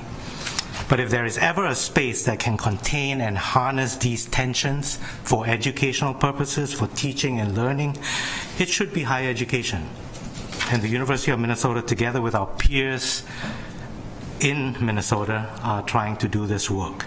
No matter what your political leaning as educators, as regents, as common citizens, we surely agree that we are currently lacking, and some might say absent, of good role models of ways in which we suspend judgment, show empathy for the other, the ability to disagree or debate in civil ways. That's somewhat lacking right now in the national platform. So this, I hope we agree, matters to Minnesota, that we're able in the higher education experience to offer students opportunities to grow what scholar Parker Palmer describes as 5 habits of the heart for higher education. First habit that is described, we are all in this together. Secondly, we must grow in our students a sense of personal voice and agency. I kind of feel like our students don't need much help in that area. They're doing pretty well. We must develop an appreciation of the other. We must cultivate the ability to hold tensions in life-giving ways. And 5th, we must strengthen our capacity to create community. We believe the key ingredient for growing these 5 habits is campus climate.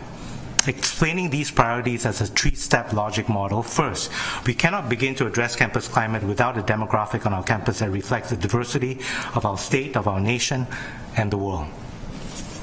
That links to how individuals experience when we get them to our campus, how the groups experience our instructional spaces, campus life, whether they feel welcomed and whether they can thrive, constitutes our second priority of programming that helps cultivate this sense of a healthy campus climate. Third, you have heard me say many times that diversity is everybody's everyday work.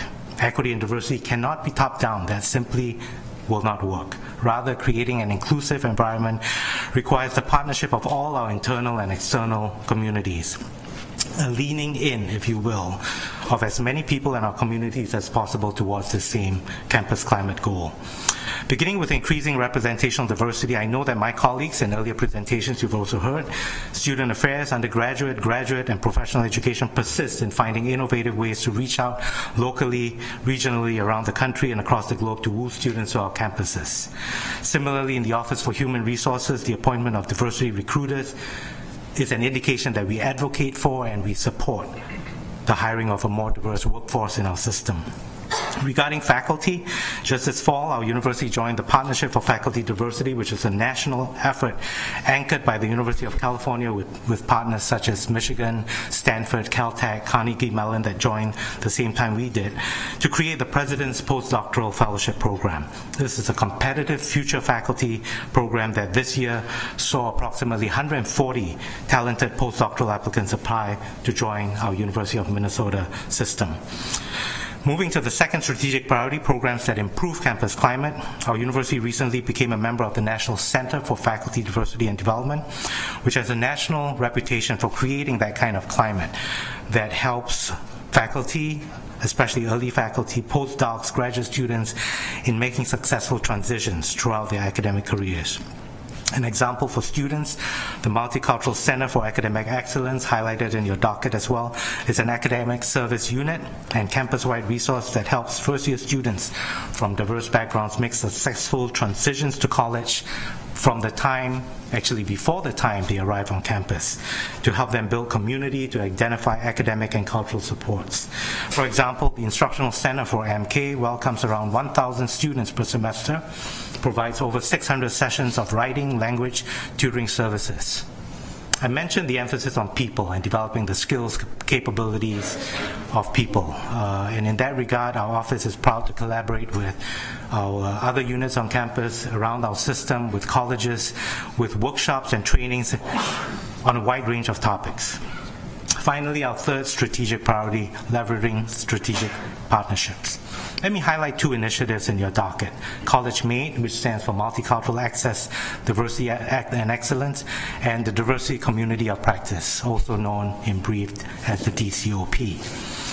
Vice Provost and Dean McMaster earlier talked about the unique college-based enrollment plans required, for example, in helping us achieve our enrollment goals.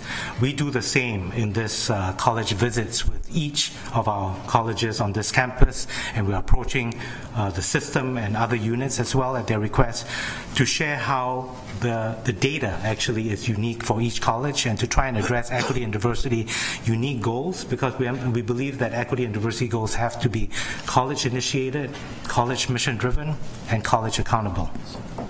The Diversity Community of Practice is a grassroots community of about 125 faculty and staff from collegiate and administrative units across Twin Cities campus who come together to share, develop, and leverage personal, professional, and technical expertise, share ideas, innovative strategies that advance campus equity and diversity goals.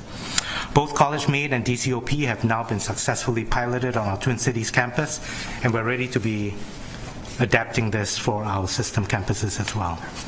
The programs and initiatives I've mentioned are only a small sampling of OED's collaborative work on campus climate. I'm pleased to pass this now on to an important and strategic partner in our campus climate efforts, the Office for Student Affairs, and invite Maggie Towle, Interim Vice Provost for Student Affairs and Dean of Students, to share with us about your work. Welcome. Please. Thank you, Michael and Chair Omari, members of the committee. Thank you for this opportunity to showcase some of the work our division has done related to campus climate. The Office for Student Affairs supports students in a variety of ways, focusing almost exclusively on student experiences outside of the classroom in three key areas: health and well-being, student life, and advocacy and support. I'm going to limit my remarks today to what we have done related to campus climate since 2015. We recognize comprehensive support for underrepresented students is critical to their success. I'd like to highlight some family-focused programs that we feel are making a positive impact on campus climate. One program is Families First, where we welcome families of our first-year, first-generation students to our University of Minnesota community. Providing these families connections with the university and the support structures in place helps to increase family understanding of the college experience, leading to greater student success. Another program, Go for Family Connect, is where we bring the university to local families who are not able to participate in parent orientation during the summer. These families may have work, financial challenges, or language barriers that prevent them from participating during the day-long program. These events are a partnership with the Office of Undergraduate Education. The University of Minnesota Child Care Assistance Grant was developed to provide undergraduate and graduate and professional student parents supplemental child care funding. This resource allows our student parents to continue on their academic path and meet their educational goals. We have intentionally reallocated resources and through attrition have hired a diverse staff in our mental health areas. Plus, we've hired a diversity liaison counselor to support historically underrepresented groups. In addition, student counseling services provide support for a Veterans Administration psychologist to see student veterans who are facing academic challenges, difficulty adjusting to civilian life, and other veteran-specific concerns impacting academic success. We have added an advisor who primarily supports graduate and professional student parents. 2 advisors were added to the Multicultural Student Engagement Office to support all cultural and international student groups. 2 of our attorneys and student legal services who have expertise provide immigration counsel to students. In our office, sometimes students or student groups will bring their concerns or issues to our attention. We, in turn, bring issues to their attention as well, such as the Campus Divided exhibit that was on display at the Anderson Library. We brought students together along with the Office for Equity and Diversity to discuss the exhibit and the impact of student activism on campus. This led to student involvement on the President and Provost Committee on University History. 75% of undergraduate students are involved with student groups, which has high impact on their sense of belonging as well as retention rates. We have nearly 900 student groups in 17 different categories, ranging from academic, educational, to religious affiliated, to Greek organizations. The groups self-identify and are very diverse. We have groups from A to Z, a cappella to the Zoology Club. They host hundreds of programs each year that range from Russia culture and game night to human trafficking awareness events. Given the diversity of student identities on campus, we work to assure a content-neutral approach in all that we do in our work with student groups, programs, and services. In fall 2017, in a student affairs survey, we asked students about their sense of belonging and if they feel welcome on campus. Here's a comment from the survey where a student referenced student group representation on the Washington Avenue Bridge and how it contributed to their sense of belonging, and feels good that generally diversity among student groups is accepted and encouraged. Free speech on campus is a hot topic for all campuses in our country these days, and it's challenging to balance the ideals of free speech with campus climate. We also know that off-campus and external entities influence activity and challenge our free speech ideals. They come to campus because of our commitment to inclusion and our mission to protect freedom of expression. In addition, our student groups often have ties to community and/or national organizations. Our role in student affairs is to support students and to work collaboratively and consistently with all student groups, planning or hosting events. Now, we always appreciate working with students on the front end of planning their events. In all cases, we strive to meet the unique needs for each and every event to the best of our ability while maintaining the safety and security of our campus community.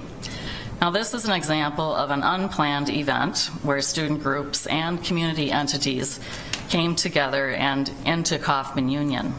We worked to maintain safety so students could continue to use the student union. You might want to note that the one student on the lower left continued to study during the protest. So we keep things going. This past October, student groups hosted Lauren Southern, who is a conservative political activist and internet personality. The university worked with the students to facilitate a safe event while allowing people to express their dissent.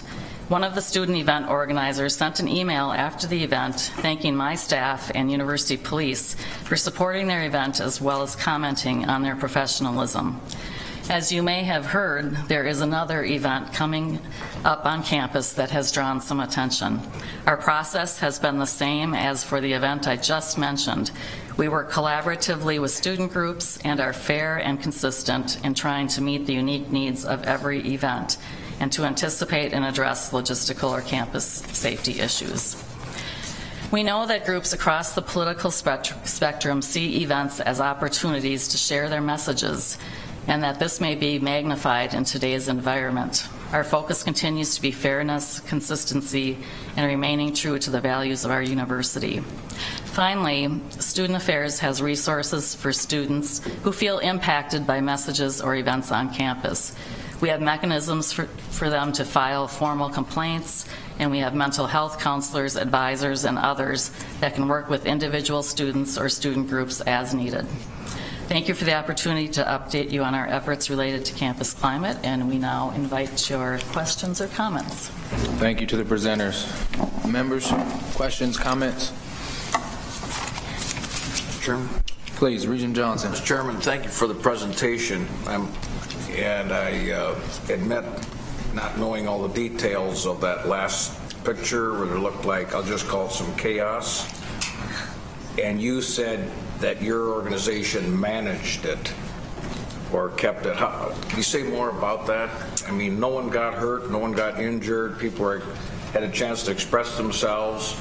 What was the result of all of that? Sure, Chair Omari, Regent Johnson. We didn't manage that without our fine university police department, so they obviously were part of the equation. But they came in, and we just made sure that we had appropriate egress space around the escalators where they gathered so that students could continue to use the escalator. And the protesters were quite cooperative. We weren't sure how long they were planning on hanging out in the student union, so we did have a kind of a 20-minute restriction. And if they weren't going to be done with their situation in 20 minutes, then we were going to have to start taking some action. But it ended very peacefully, and I did not show you all the drawings that they did on the glass throughout Kaufman at the same time that had many interesting sayings that I didn't care to share, but we had our custodial staff were going right along and washing all the windows. So, but it ended peacefully, and no media attention actually either. It was just, Mr. Chairman, were there any costs of any damage, anything like that? Chair O'Mari, Regent Johnson. No, there wasn't. They did write on the glass, but that was completely we were able to wash that off with custodians that were just working in the union that day. No damage to property. Thank you. Provost Hanson. Chair O'Mari and Regent Johnson, I just want to add or underscore something that Maggie said about that. That was not a student group working with student affairs. That was just something that happened that they then had to manage for the other kinds of cases she's been mentioning, where people are bringing speakers to campus and so on. They actually are working with them on the front end. So that was just an eruption. Regent Hsu. Thank you, Chair Omari. Thank you, presenters. Very interesting topics, timely. I was wondering if there is, what's the best, I guess maybe this is the best way to put it, what's the best metric for campus climate? Is there one? If not, maybe we could invent one. I think we have a pretty good climate here on campus compared to other places around the country, and I don't know if we're doing something right with admissions, or we're doing something right with orientation, or we're doing something right, otherwise after the students get here. But I think we are a model, and I think we should kind of play that up a little bit. And if there is some kind of metric, maybe we should see how we fit on that scale. Interim Vice President, go. Thank you, Chair Omari, Regent Hsu, members of the committee. I'll try to address some of the questions I think underlying your comment by this method, and I appreciate the comment that you feel we have a relatively good campus climate, or at least approach to it, by saying that my colleagues and I in the Office for Equity and Diversity, and I'm sure Student Affairs as well, are oftentimes humbled by the invitations we get to present at national conference, and find that in spite of our feeling like the best is yet to be, there's a lot of work to be done, and certainly we have spikes in incidences where we try our best to manage it. We are looked upon nationally as having most of the right ideas. I think because foundationally we are anchored in believing that this is part of the academic mission. So having said that, let me proceed then to try my best to address the metric. At this point in time, and my colleagues can add, the CERU survey and the graduate CERU survey is one indicator that we attempt to use, and that gives us information that oftentimes is broad brushed, but we're able to unpack the data, oftentimes to narrow it down per constituencies, but also per colleges. And that connects to my earlier point about these employee surveys and the data that it represents being more meaningful when we bring it college by college, because there is a story and a specific narrative to the college that's more meaningful than a university-wide narrative. Having said that, however, I was just at a meeting with other colleagues in the Big Ten who are chief diversity officers, who all at least agree that these surveys maybe don't help us get enough it's not granular enough to really understand perhaps what is necessarily going on, especially when there are challenges. So in that regard, I will say within our Big Ten, we have 3, if not 4 scholars who actually have campus climate as their research scholarship, who are also in chief diversity officer roles. And it's fun to watch them disagree with how to measure this. But I think what they do agree on is whenever we do these kinds of surveys, the data gets very easily misinterpreted. And so there is, however, a concerted effort on the Big Ten, and there is definitely uniform motivation on our campus to develop perhaps our own campus climate survey that helps us get more specific information that helps us understand this better. Regent Cohen. Thanks, Chair Omari. I think I've brought this question up before, and I realize that you are not the housing people, but nevertheless, I heard you say that diversity is everyone's work every day. And so I've been puzzled by the concept and then the actual having living learning communities.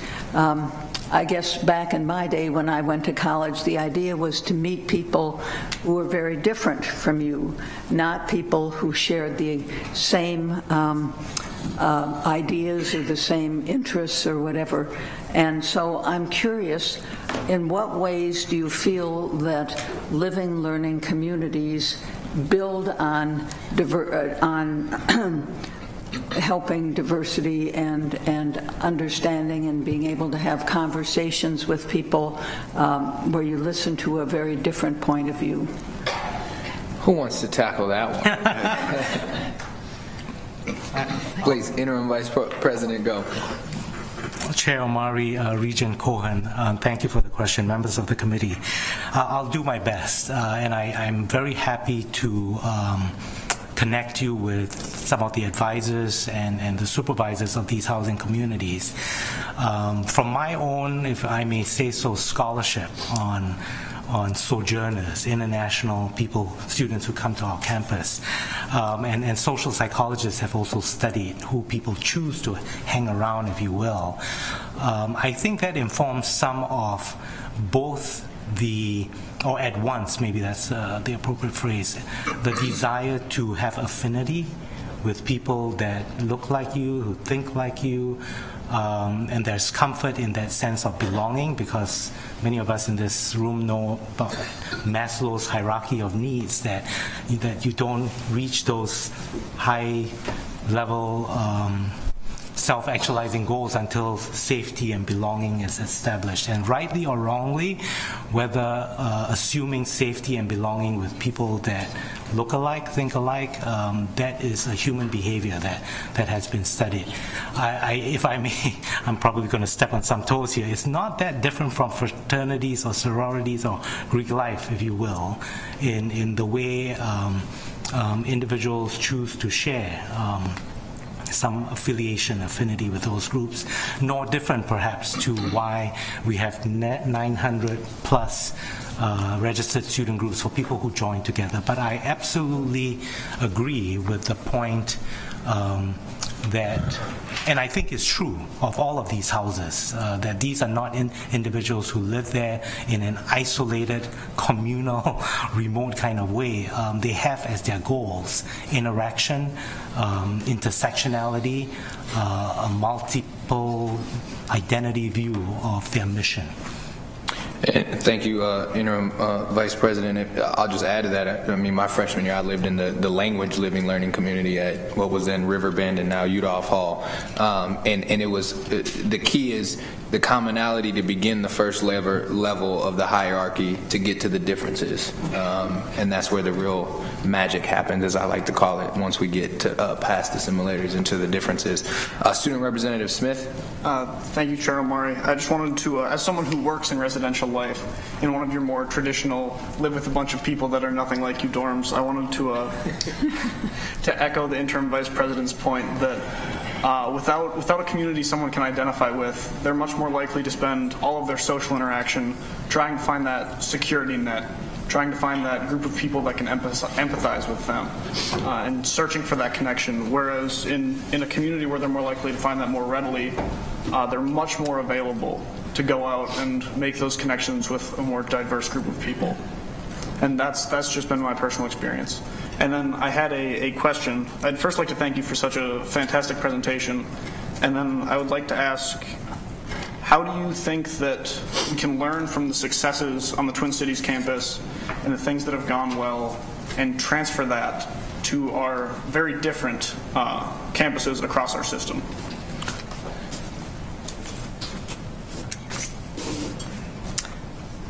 I'll start with interim vice, and then one of you can choose. Which interim vice? President, go. Thank you. Chair Omari, Representative Smith, thank you so much for your question. As you are probably aware, my role is a system-wide role. So thanks to my predecessor, Vice President Catrice Albert, we had a commitment, and we continue that commitment to make sure we visit all our system campuses. And certainly, I think it is an ongoing work in progress. I think distance makes it challenging, but not impossible. As a result, we have, I think, successfully brought our education and training programs, for sure, to the Morris, Duluth, Crookston, and Rochester campus. Rochester is a model in having had all of our certificate programs presented on that campus, and they have that mantra because they can. They're small enough where we can. We've brought our education certificate workshops, equity and diversity workshops, and our implicit bias workshops to the Morris campus as well. And both my vice president for student who is student fronting, and my other vice provost, associate vice provost, also have relationships with correspondingly the vice chancellor and the chancellor. So we look forward to more collaborations. Each campus is also unique, and I, for one, am extremely excited. I know it is an enrollment and a fiscal challenge, but I'm excited by the Native American presence on the Morris campus, for example, that is, I think, presents an opportunity. It's a challenge, but it also presents an opportunity as we try to meet our obligations of indigenous rights and sovereignty in this state, where we have federal, state, and tribal intersecting. Thank you. Thank you. Regent Anderson? Yeah, thank you, Chair Omari. Interesting discussion. There's a lot of things I see here. One thing I jotted down, I heard you talk about the Washington Avenue Bridge and walking across it. If you haven't walked across there, I don't want to say I love walking across there because it's a long walk and sometimes it's cold if you walk on top. But what is amazing when you walk by there is if you can just look, you allow the student groups to put their signs up for participation. The number of different student groups we have here is just absolute. I mean, if you want to be in a Latina dance club, there's going to be a sign on there to come and join them. Or if you want to be in something, and I'm just amazed at the melding that we have here. It's different than I went to school. I lived in a different Minnesota, although it's. I like to have to remind myself. I mean, the Vietnam War, we had protesters, we had stuff like that too. I mean, it wasn't so much different. I'm also really an idealist, and maybe it's just me, but there's not many people that I find that I can't find something in common and make a friend with. I mean, maybe it's just me, but I find that. And I understand of these 900 student groups, some they're so far separate from each other on what their beliefs are of certain things that it's hard to try to get them together.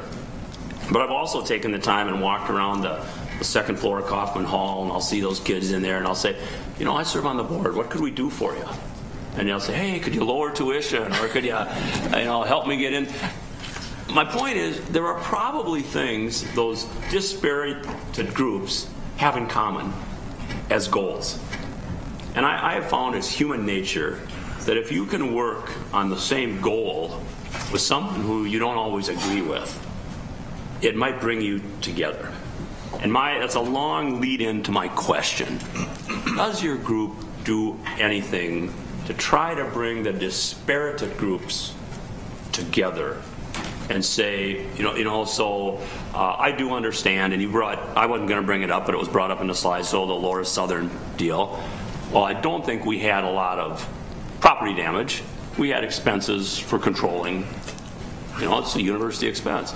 If we can somehow, and I also believe campus climate at the University of Minnesota is a lot better than most places. But if we can do something to be a leader and bring these groups to respect each other, and they don't have to agree on everything, but if they can respect each other, we'll have gone a long way to helping not only us, but the state of, what is America right now. So that's there's no answer to that, but I think it doesn't hurt to try. That's my point. Maybe you do things like that.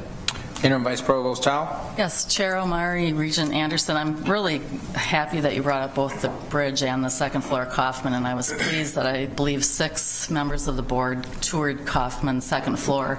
And to Regent Cohn's point, I was just going to say, when you talked about the living learning communities, while that's where students are living, if you go to that second floor Kaufman Union, you've got all these groups that have affinity groups, but they're just spilling out across the whole floor, in addition to our domestic and international students. And that's, to your question, Regent Anderson, that's actually happening with our students themselves, and you can see it in particular on second floor.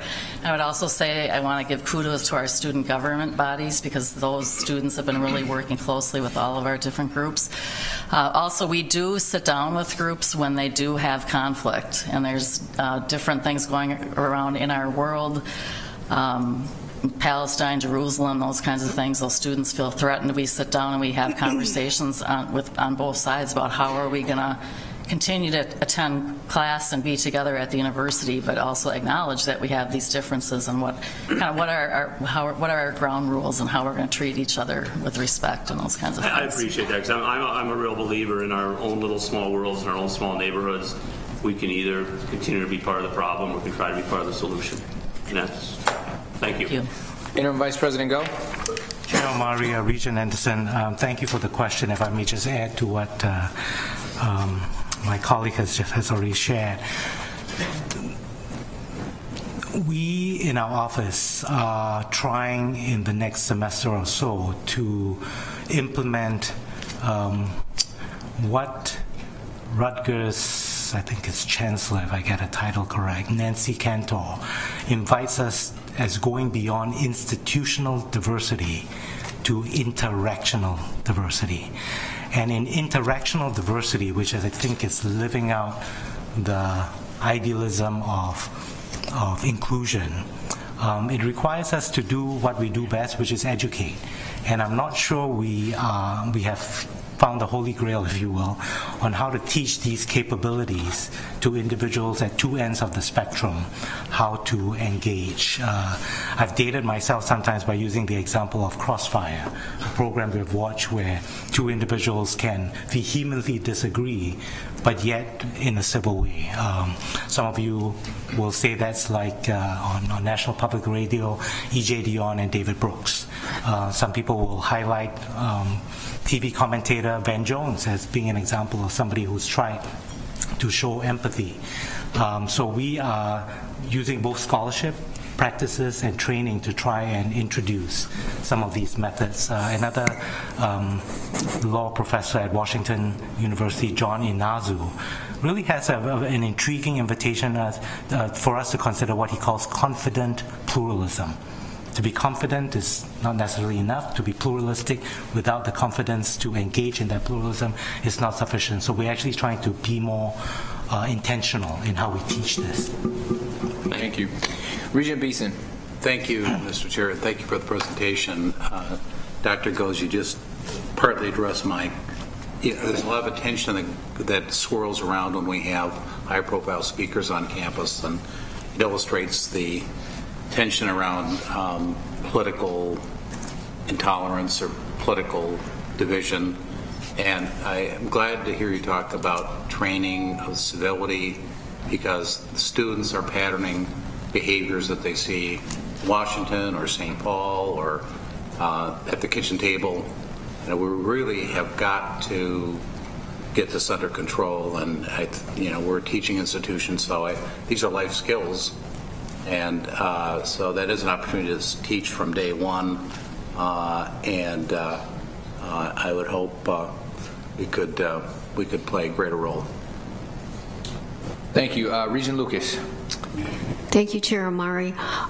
This is more of a comment, but some of us toured the Campus Divided exhibit, and I was so impressed with it that I brought 20 people from my neighborhood back to tour it before it came down.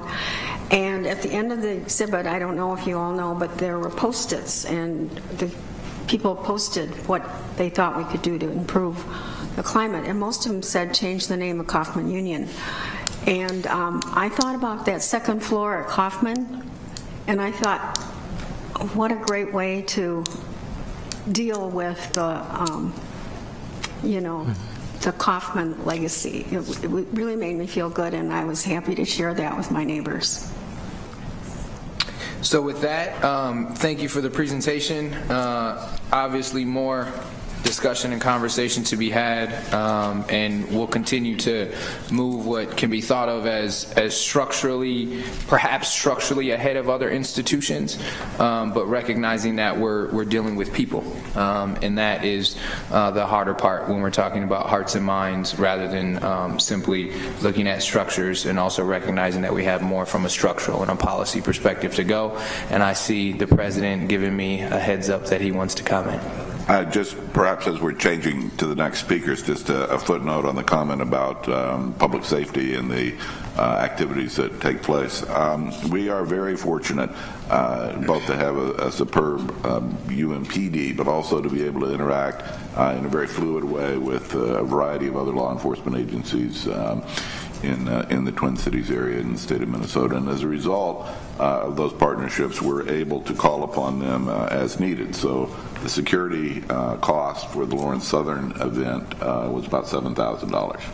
Berkeley spent about $600,000 on a more violent event, but still. And it's that give and take that really works well. You saw it in play in the hostage situation at the Commons, and the board should just know that, and when you have the opportunity, reflect some pride in our police force.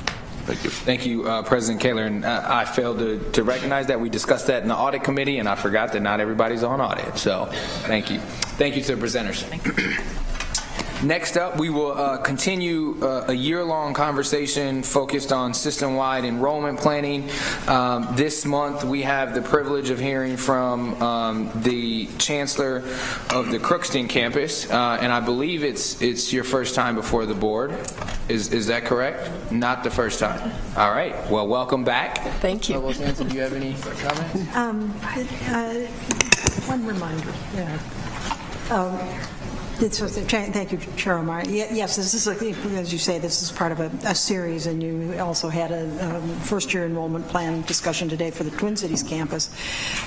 We're having these at regular intervals. You remember in December, you heard from Chancellor Baer about planning on the Morris campus. And I'd just like to enter a reminder, just before Chancellor Holtzclaw talks about the Crookston campus, that enrollment planning in Crookston is proceeding together with the work of the system-wide enrollment planning work group, whose presentation you heard in September. That group continues to convene and will be incorporating the conclusions and recommendations that it produces in the system-wide strategic plan. And you're scheduled to hear an update from that group, the system-wide enrollment work group, in June. So today the focus is on Crookston, and I'd like to add my welcome to Chancellor Holtzclaw. Please, welcome. Thank you very much, Chair Omari and members of the committee. And I was speaking earlier, I think it was in October, on online, which I will be expanding a little bit more about today. But what I'm going to share with you today is our distinctive role within our system, and really what the profiles of what our students look like, our new goals that we set, and our strategies to really achieve a sustainable enrollment plan as we're going forward. As we know, each one of our universities has a very distinctive role in the University of Minnesota, and I've outlined for you what we feel are our distinctive aspects at Crookston. The first one being a very technology-rich environment. As you all probably remember, we were often considered the first laptop university in the United States. To that end, being a new chancellor, I asked a group to recently look at our current use of laptops. We provide laptops to all on-campus students, and they just presented to me the report about a week ago, and we are going to continue providing and issuing laptops for our students. We did a very extensive look with our students, with our faculty on that, but we're going to make some modifications to make it more financially stable, we hope, with that. We're also one of those universities that we really see ourselves as very much experiential learning, hands-on learning approach there, and combine theory with practice, which when we talk to our students as well as to our employers, that they really value that education that we provide. As you know, we are one of the leaders with quite a few online programs. We have 14 completely online programs, and we're actually going to be seeking approval for you for tomorrow, I believe, for the 15th, which is an ag business online program. We use a continuous improvement accreditation pathway through the Higher Learning Commission, and additionally, almost all of our majors require an internship, and an extensive internship, at least a semester-long internship. Our agricultural programs, I think, are very distinctive and probably exist because of the genesis of our university and how we began. But our agriculture programs and our natural resources programs account for 50% of our on-campus students, so they're very important from an on-campus perspective. And then we have a number of unique baccalaureate programs within our system, including our Ag System Management Program, Agronomy, Applied Health, Aviation, Criminal Justice, Equine Science, Golf and Turf Management, Horticulture, Manufacturing Management, and Software Engineering. We are embarking right now upon a strategic planning process, and we're using kind of a real-time strategic planning method, which we really continually address our challenges and opportunities. And as you see there in our initiatives that we have listed here, the first one we have listed is really trying to hone on our strategic enrollment management, which I'll be addressing a little bit later. We've established in our strategic planning campus-wide goals and metrics for each one of these initiatives, and each of our initiatives has a sponsor and has a lead. So this we're using as to really to ensure accountability of ourselves, and we roll down our results to our units. Additionally, we are finalizing, started back in January 2017 before I arrived, our conversations about our mission, vision, value, and we're going through an update and refresh on that. Again, we have vetted those with our various constituencies, including our students, our faculty members, our advisory boards, and our communities, and hope to have that completed by April. In this slide here, what I wanted to show you is our current University of Minnesota student enrollment headcount, and the non-degree the goal that you see there is primarily our non-degree, and it's our college and the high school enrollment. This plays a significant and very big role for advanced opportunities for students in Northwest Minnesota. We serve 28 school districts. We have 67 highly qualified school instructors who teach 154 different courses to our 1,138 students there. And an interesting side note, we noticed that 424 of our students who were enrolled in fall of 2017 are also now enrolled in spring of 2018. As one of our recruitment strategies, we are looking at ways that we can be a lot more effective at having those students who are college and the high school students ultimately enroll at University of Minnesota Crookston. That's one area where we probably have not been as robust as we needed to. Our Crookston degree-seeking enrollment, the maroon shows you the on-campus students, and the gold is the online. I look at trends, and I don't like the trend line that we're seeing right now on our on-campus students and the decline on that. So our highest priority is to increase our on-campus enrollment. And then another aspect, though, that we have that's very unique is our professors teach both online and on campus. And so it actually helps us very much to integrate the online student with the on-campus student. Here you see kind of the total UMC enrollment and what the kind of demographics of each of our different student populations. Our on-campus students are those traditional aged full-time students. 75% of our on-campus students enter as new high school students, and their average ACT is 22. On our online students, and this is when I presented earlier, I said these are the students where basically life has happened. Most of our online students come to us as transfers. They've had some college and other situations, and now they're coming to us with their average age of 32. So you see that many of them have very complicated transfer histories because they may have attended 4 or 5 universities before they've come to us. Our online students, of our online students, 47% are first generation. 47% of our online students are first generation, and 35% of our on-campus students are first generation. So we provide an access to students there. And additionally, 34% of our on-campus and 35% of our online students are Pell eligible, or were in the fall of 2017. I'll show you this graph because this graph really demonstrates kind of the difference that we have in our student population between our new high school and our what I call transfer, but now we're calling our new advanced standing students there. And this slide, though, does reflect really the Crookston campus reality of 2 very different student populations.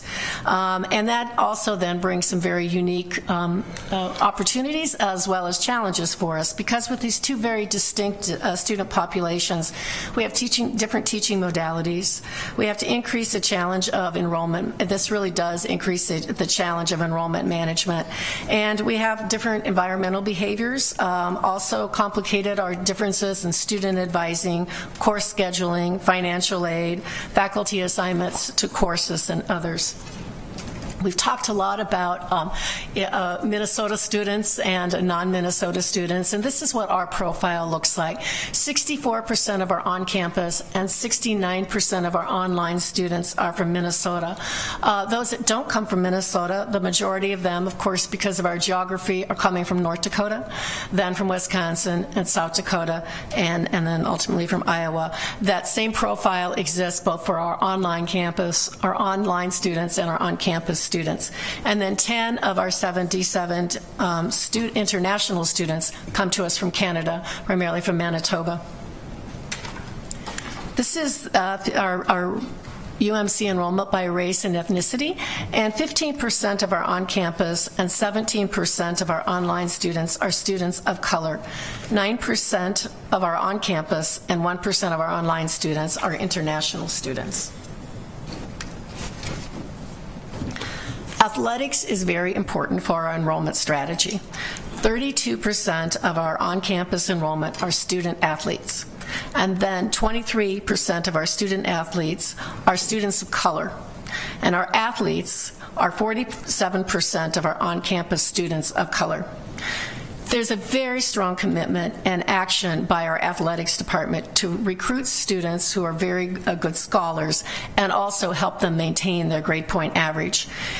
In the fall of 2015, our cumulative grade point average of the women that were involved in athletics was 3.18, and I like trend lines. This one's going the right way, and the average cumulative grade point average of our women in 2016 was 3.34. Our men also have started in average cumulative GPA in 2015 of 2.06, and in GPA of fall of 2016 was 2.83, and yes, that does include our football players. So again, a very robust area of recruiting students there.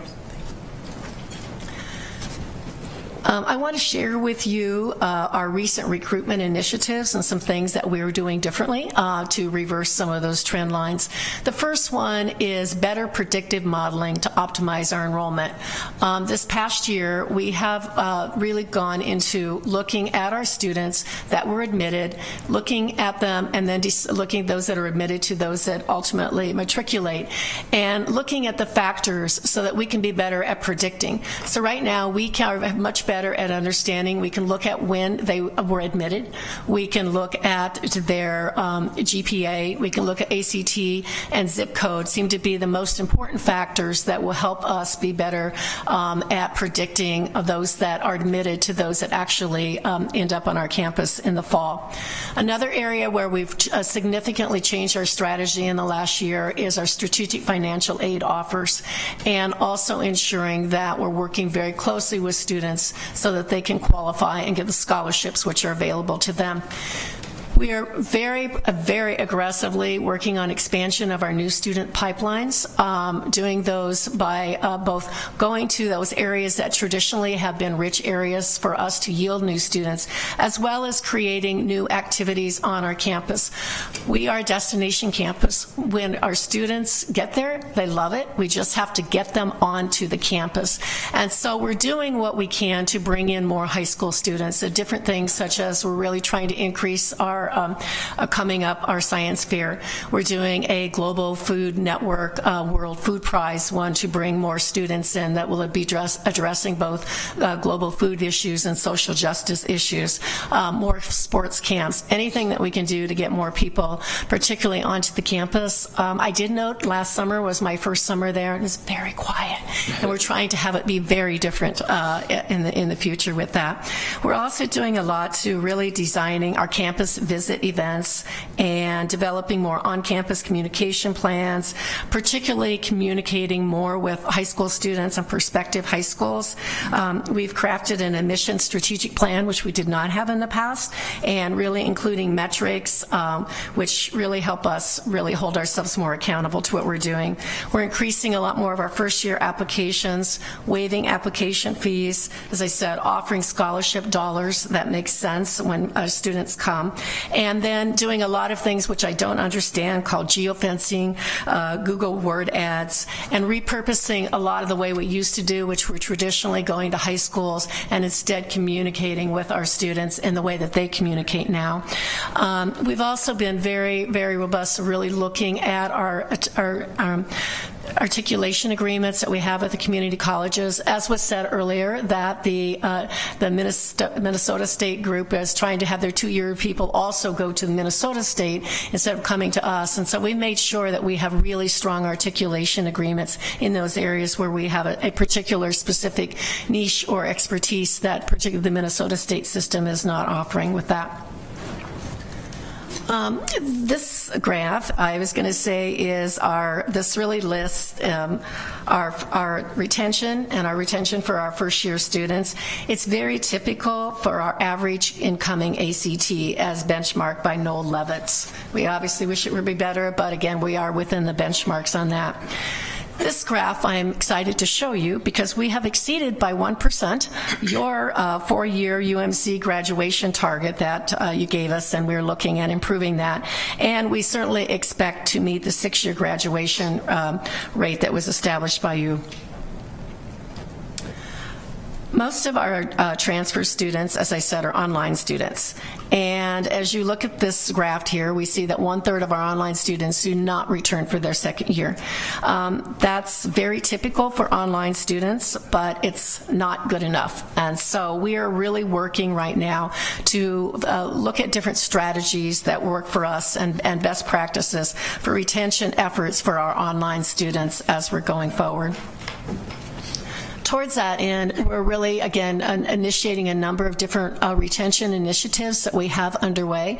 The first one is obviously that we are part of the Higher Learning Commission Persistence and Completion Academy, and we've had this 4-year commitment where we've been working on that.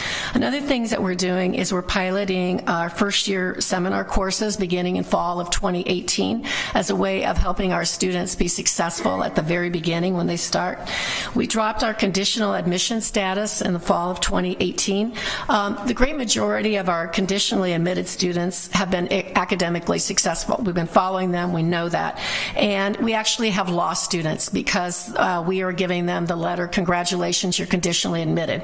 Well, that hasn't gone over really well. We've learned from many of our focus groups that they don't want to be conditionally admitted. And so what we've done is we've dropped that. But by dropping the conditional admission, those that do struggle in their first semester semester at the University of Minnesota Crookston will be placed on academic probation, but they will not be at risk for suspension.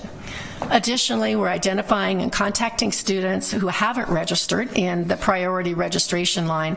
So we're working with our financial aid and our business offices to address financial problems that might be interfering with our students' ability to register.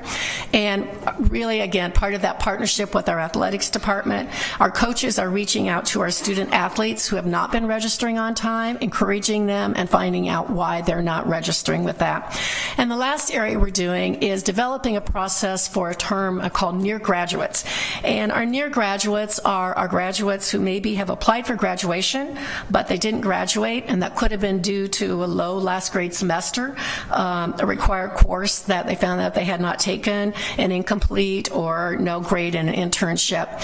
Or also those students who tell us, and I heard this a lot of times when I first came to Crookston, oh, I've only got 4 credits left. And I'm going, well, why aren't you graduating? Why aren't you coming back? And so we're reaching out to them if particularly they haven't aged out so much into that area, and asking them and making it easy for them to come back if they're within that kind of 1 semester of graduation, 18 credits or so forth. So those are some of those things which we really have started in the last year and a half, retention underway. And I'm going to close with 2 things. One, I wanted to talk about the strategic system-wide strategic framework, and then also share with you what we really see our really profile should end up being. So the first part there is that we are really committed to collaborating with all the other campuses on implementing the system-wide enrollment management plan. We also serve as pipelines to graduate and professional programs, and perhaps probably one of the most well-known programs is our veterinary medicine program, where students, if they meet certain criteria, are automatically admitted into the veterinary medical program. We also have others where we, at all of our fairs and within our conversations, we're always talking with our students about continuing their graduate education, and of course continuing that at the University of Minnesota when it's appropriate for them in their discipline.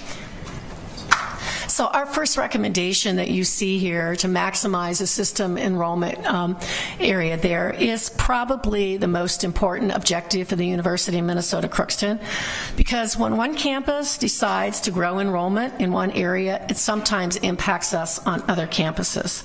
So what we're really trying to do is work as a system now, so to support each campus's enrollment targets and strategies as we look at within the entire system. And then the other one, which has really made a significant difference for us, we hope, in this coming year, is that we were provided access to those Twin City and Duluth campus denials. We had always gotten those names, but now we got them in a very timely fashion.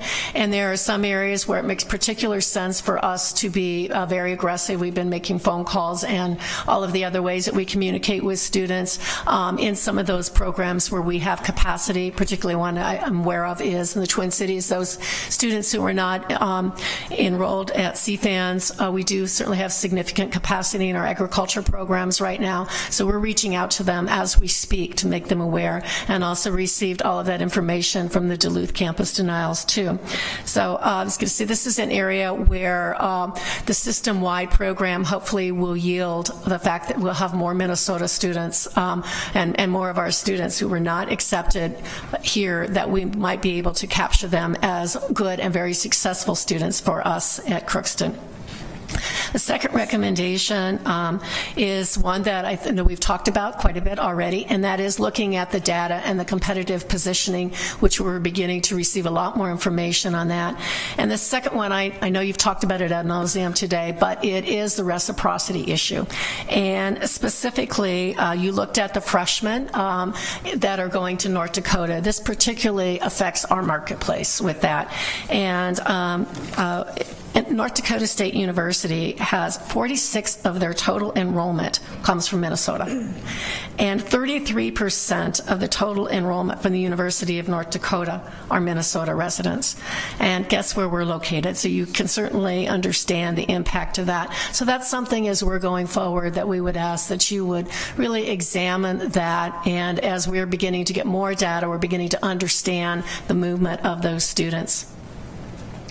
The other one is a recommendation number 3 on all of us working together on a collaborative digital marketing strategy, and then we'll also be coming together to have a more defined system for strategies for online programs with that. So we're very supportive and very excited to be part of those conversations of our system-wide enrollment management.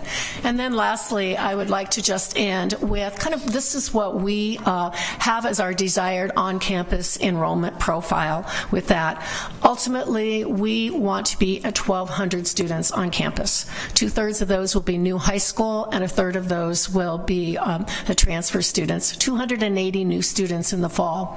70% Minnesota, 10 to 15% international, and the rest coming from other states.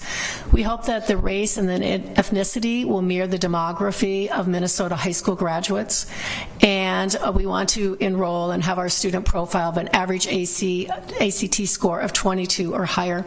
We anticipate at this time that our enrollment strategy will include 25 to 30% of our students will be athletes, and again, continue that academic success focus with that. But I was going to say, to do that, we have a kind of our online enrollment strategy. We'll really continue to maintain the balance with our on-campus enrollment. We're looking at wanting to grow that 5 to 10% annually. Again, target that to transfer students, and as we currently are doing, serve a high percentage of Minnesota students, but obviously would also like to market to other U.S. and international for our desired online enrollment profile. Our strategies to get there, first of all, are continually, we have to improve our retention rates. We have in Northwest Minnesota a very high population of Latinx students, and they're not at the University of Minnesota Crookston. And from what we can tell, they're not oftentimes going on to 4-year degrees. And so again, that's part of our camps, our recruitment policies, to create a much more robust pipeline there. We want to build upon our North and South Dakota students, and as I said, we currently do have capacity in our agricultural areas. So again, to market to those students that have been denied admission there, increase digital marketing, increase in number and effectiveness of our pipelines, and so we're beginning to try to develop metrics so we have a better sense of our pipelines making any impact, and then growing our international programs on our English as a second language. Our online strategies are, again, to continue where we are, increase our digital marketing, and then focus on our Minnesota residents. But we know that our online students are drawn to the University of Minnesota brand. And then, of course, we have to improve our retention with that. To achieve all of these, we have a few challenges, and the first one is one that's probably because we've not done a lot of marketing. There is limited awareness of the University of Minnesota Crookston, and I even see that when I'm in Grand Forks, North Dakota, so we really have to really figure out ways to market smarter, even with our limited marketing funds. Again, we've already talked about the reciprocity with North Dakota and South Dakota, and more timely outreach to denied students elsewhere.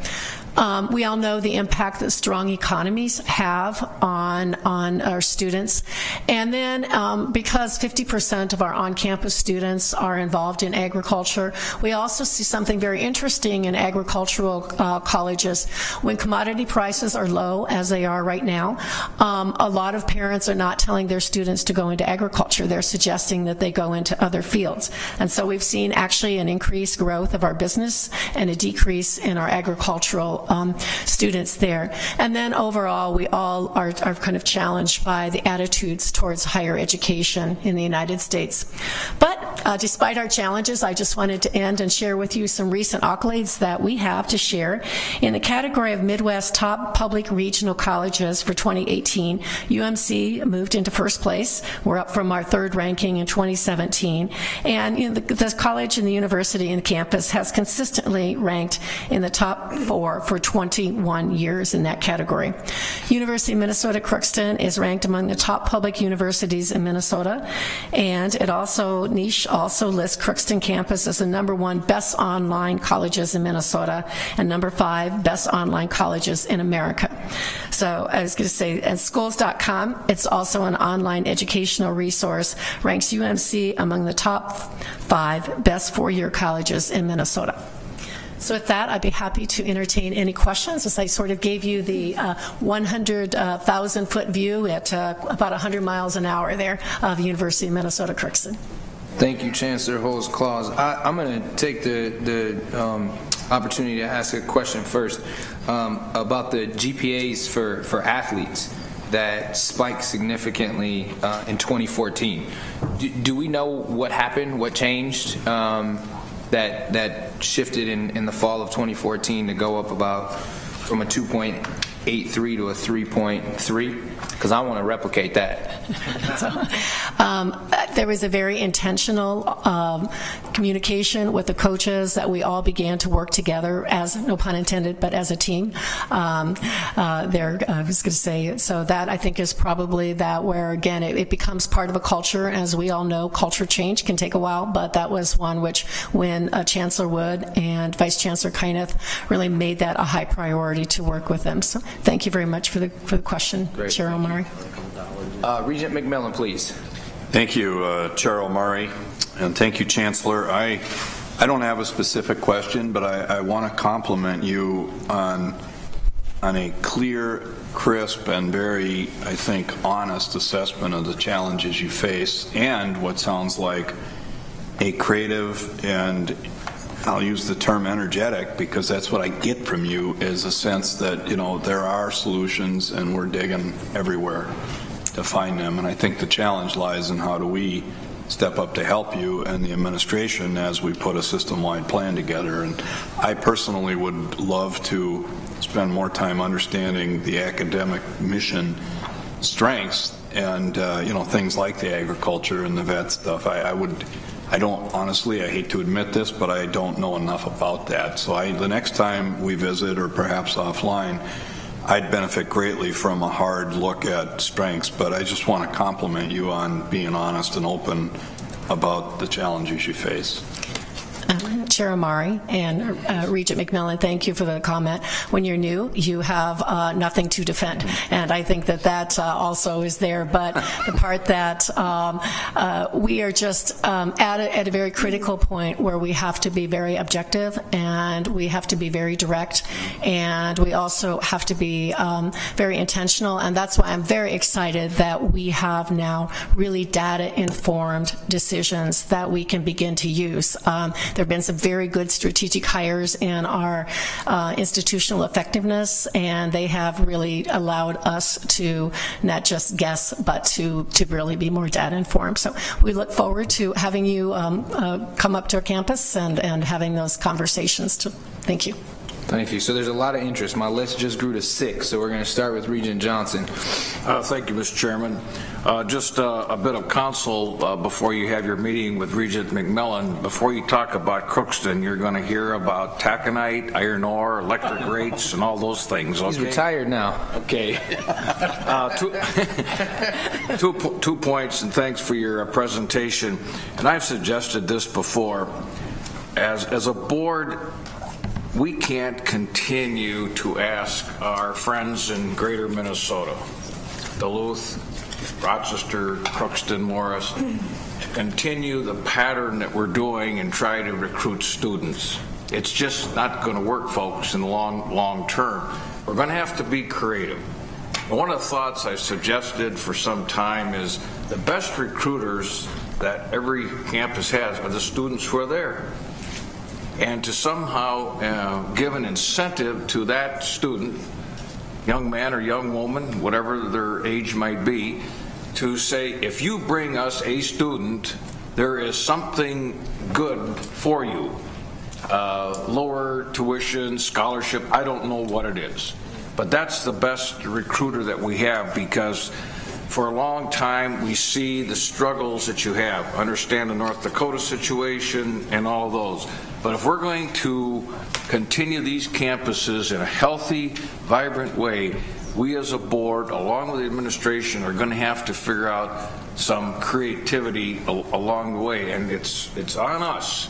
It's on us. You asked, you pointed out, but moving forward. Second of all, you referenced athletics, and I felt for a long time, and I pay a little attention to this, but it seems to me University of Minnesota Crookston it's just in the wrong conference. And I mean, I don't know how else to say it. And to have your young men and women playing in that conference, and it just seems unfair. And I'd like your comment about that. Now, I know the simple answer is we'll have to go some distance to get in a more equal kind of a competitive situation. But if you'd comment on that, I'd appreciate it. Chancellor Holtzclaw. Thank you, Chair Amari. Regent Johnson. Let me address the first issue that the first thing that you brought up. And you're right, we do need to be much more creative, and we do have wonderful students who are excellent on helping us recruit.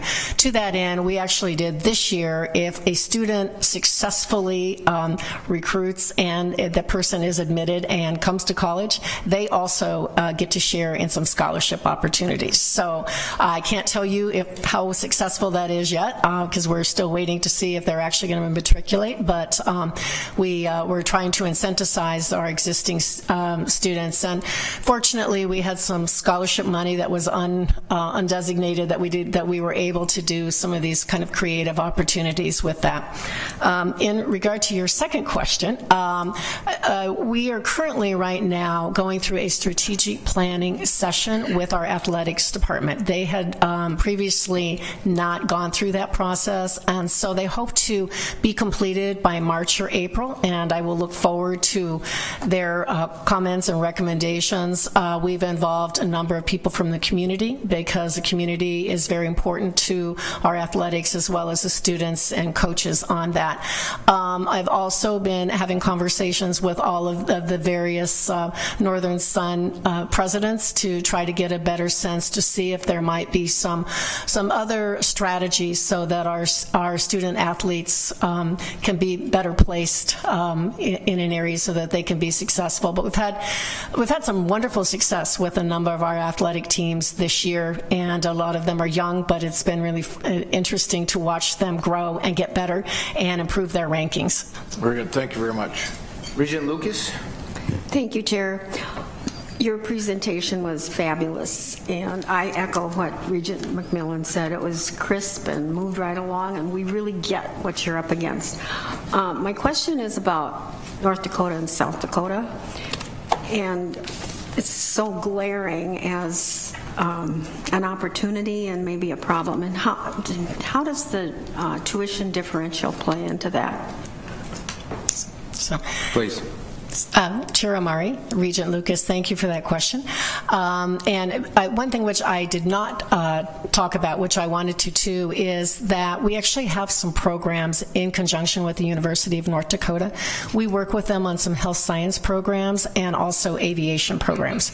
And they've been, even though I said that many of our students from Minnesota leave there, they've also been a very good partner with us from a regional approach. So I fail to acknowledge the strong partnerships that we've had. Our tuition is around $20,000 a year. That's for tuition and room and board on campus, and theirs is going to come in around 10,000, 10 to 11,000. So they're considerably less. And if anybody who has those exact numbers in the audience would like to correct me, I would please welcome that. Seeing none. Regent Anderson. I paid tuition for a son, I hate to say this, at the University of North Dakota for 4 years in the aviation program, and it is a decided advantage that they have over Crookston. I think his tuition was about $7,500 a year with reciprocity. I know Crookston really, really well. By the way, the men's basketball team is doing really well this year. They're about in 5th place, and that's been good for them. But there's a ton of challenges to Chancellor Holtzclaw's credit. I know that for about the last 4 months they've been on listening tours, because I've been at least one of them where they've been out to high schools asking kids what they think about Minnesota Crookston. And I think part of the problem is that someone said, we don't even know where Crookston is. But there is a big constituency, in my opinion, the western third of the state. There is a lot of those kids that go to North Dakota State, North Dakota, South Dakota, that I think Crookston has things that would offer them if they knew Crookston was there. I mean, so I think you're addressing it head on. You're not putting your head in the sand. You're saying, these people haven't heard of us. And I think you can comment on that. I don't have to go on, but I'm probably pretty close to being right on that. Yes? Do you want to say more? Chair Amari and Regent Anderson, it hurts me so much to have to see everybody in Crookston even and everybody in western Minnesota who have their green on the way to go to the football games at UND. So part of it is historically perhaps we had not been as aggressive to that marketplace as we need to be. And certainly the aviation program at the University of North Dakota is an excellent one, and that's why we partner with them in our agriculture aviation. Yeah. I'm just going to say a brief deal. There are a ton of North Dakota State graduates in Alexandria because we're on that deal. The way to get to them is when they talk about their football team, you just say, are you guys still playing 9-man? And that gets them all the time. In 3 minutes, we're going to get through Regent Beeson, Powell, and Shu. Regent Beeson. Thank you, Mr. Chair. I'll take 2.5 minutes. I have the mic. I really want to echo comments, Chancellor, about your presentation. It was really terrific. This is urgent, and I want to make sure. I know we're providing help from the Twin Cities, but it almost seems like we ought to be setting up a group to help you, a task force or a management team. Maybe looking at consult. This is an issue that every community in rural America is dealing with. Everybody. We're not alone. And there's consultants who are available to help with best practices. Because our folks in the Twin Cities they're great, but they're not. They don't run rural campuses day in and day out. And the things you're dealing with are a little different, but they're similar to what Morris is going through. So I think it feels like we've got to elevate this again in terms of help to you. You can't do this on your own. You're not doing it on your own. I know you've got support, but I would hope we can really look at doing more on the planning and enrollment side. Thank you. Great. Regent Powell. Thank you for your clarity and urgency. I thought it was terrific. You may have to help me through this. There was information in another presentation, Provost Hanson, on where students who don't go to Crookston, where they go. A lot of them go to North Dakota, but even more go to St. Thomas, University of Minnesota, Twin Cities. So there are many who are choosing far more expensive places to go. So I guess the observation would be there is a reciprocity and an economic argument, but even more importantly, it's about the value proposition, which you spent most of your time talking about. So it seems like it is a bit of both. That's a comment which you can respond to or not. But I mean, I guess is the thought that many of the students who end up not going to Crookston actually go to places that are far more costly. I mean, is that valid? It's not entirely a shift to lower cost alternatives. And Regent Powell, you're referencing the finance and operations meeting earlier where we had a list of where our students are going, and St. Thomas was one of the top ones, but I'll defer to you for any other input. Chair Amari and Regent Powell, thank you for the question. And I think it's a comment that I'm making, and that is the one that perhaps from our perspective, we haven't articulated the value proposition. Particularly, we have not articulated the small class size, the hands-on, experiential, and so that's the part where we're beginning to change our method of marketing and attracting the student there. So I think it's probably as you said, we are losing some students to much more expensive alternatives, and again, I think we need to dig deeper into that data and understand that better. So there'll probably be some more focus groups and more trying to understand that. And again, we thank for all of the information that we've received from the system, and again, now that we're looking at this and the impact from a systems perspective. Thank you. Great, thank you. Regent Shu? Thank you, Chair Amari. Congratulations, Chancellor. I think you're off and running in the right direction, and my only advice to you, I'm surprised I didn't see it in the presentation, test optional. We'll talk later. Great. We will leave it there. Thank you, Chancellor Holmes-Claus. With that, we will move on to the consent report that's in your docket. I will first entertain a motion and a second, and then turn to the provost. Oh, actually, and I should also mention, sorry, that there has been one addition that you all have in a printed item at your desk. That's an added creation of a BS degree in cellular and organismal. Wow, it's like physiology. Man, that sounds big. In the College of Biological Sciences. So without any other comments, I'll entertain a motion. So moved. Second. Moved in second. Provost Hanson, any comments? Thank you, Chair Omari. I'll just draw to your attention the fact that we have fewer new programs that we're bringing to you than things we're discontinuing, because I know that's always an issue. And draw to your attention to the number of things that are online here and that are fulfilling particular needs. The post-baccalaureate certificate in design, the Masters of Tribal Resource and Environmental Stewardship degree, which is also online, and the thing that's been walked on, the BS degree in cellular and organismal physiology, is a new physiology degree out of CBS. We also have a physiology degree in CLA, which is actually provided by the medical school, and that will continue, and we will be working on an additional BS degree probably in human physiology with the medical school and CBS. Perfect. Without any comments or questions, I'll just throw a quick shout out to the staff that works on programmatic changes, who I know some of are in the audience. It's a lot of work and a lot of layers before we get it, so thanks to them. All those in favor? Aye. Aye. All those opposed? Motion carries. And there are information items. Any comments? Provost Hanson. Thank you, Chair Omari, and I hope people look at it. Those are accounts of the awards people have won and the activities they've been engaged in, and it's a very impressive list. Impressive list, and shows the tremendous value that we have at the University of Minnesota, and we've talked about people all day, and that highlights some of the great work that our people are doing. So with that, we are adjourned at 4:43 Regent Swigum, and we had a break. Regent Anderson. Very good. Very good.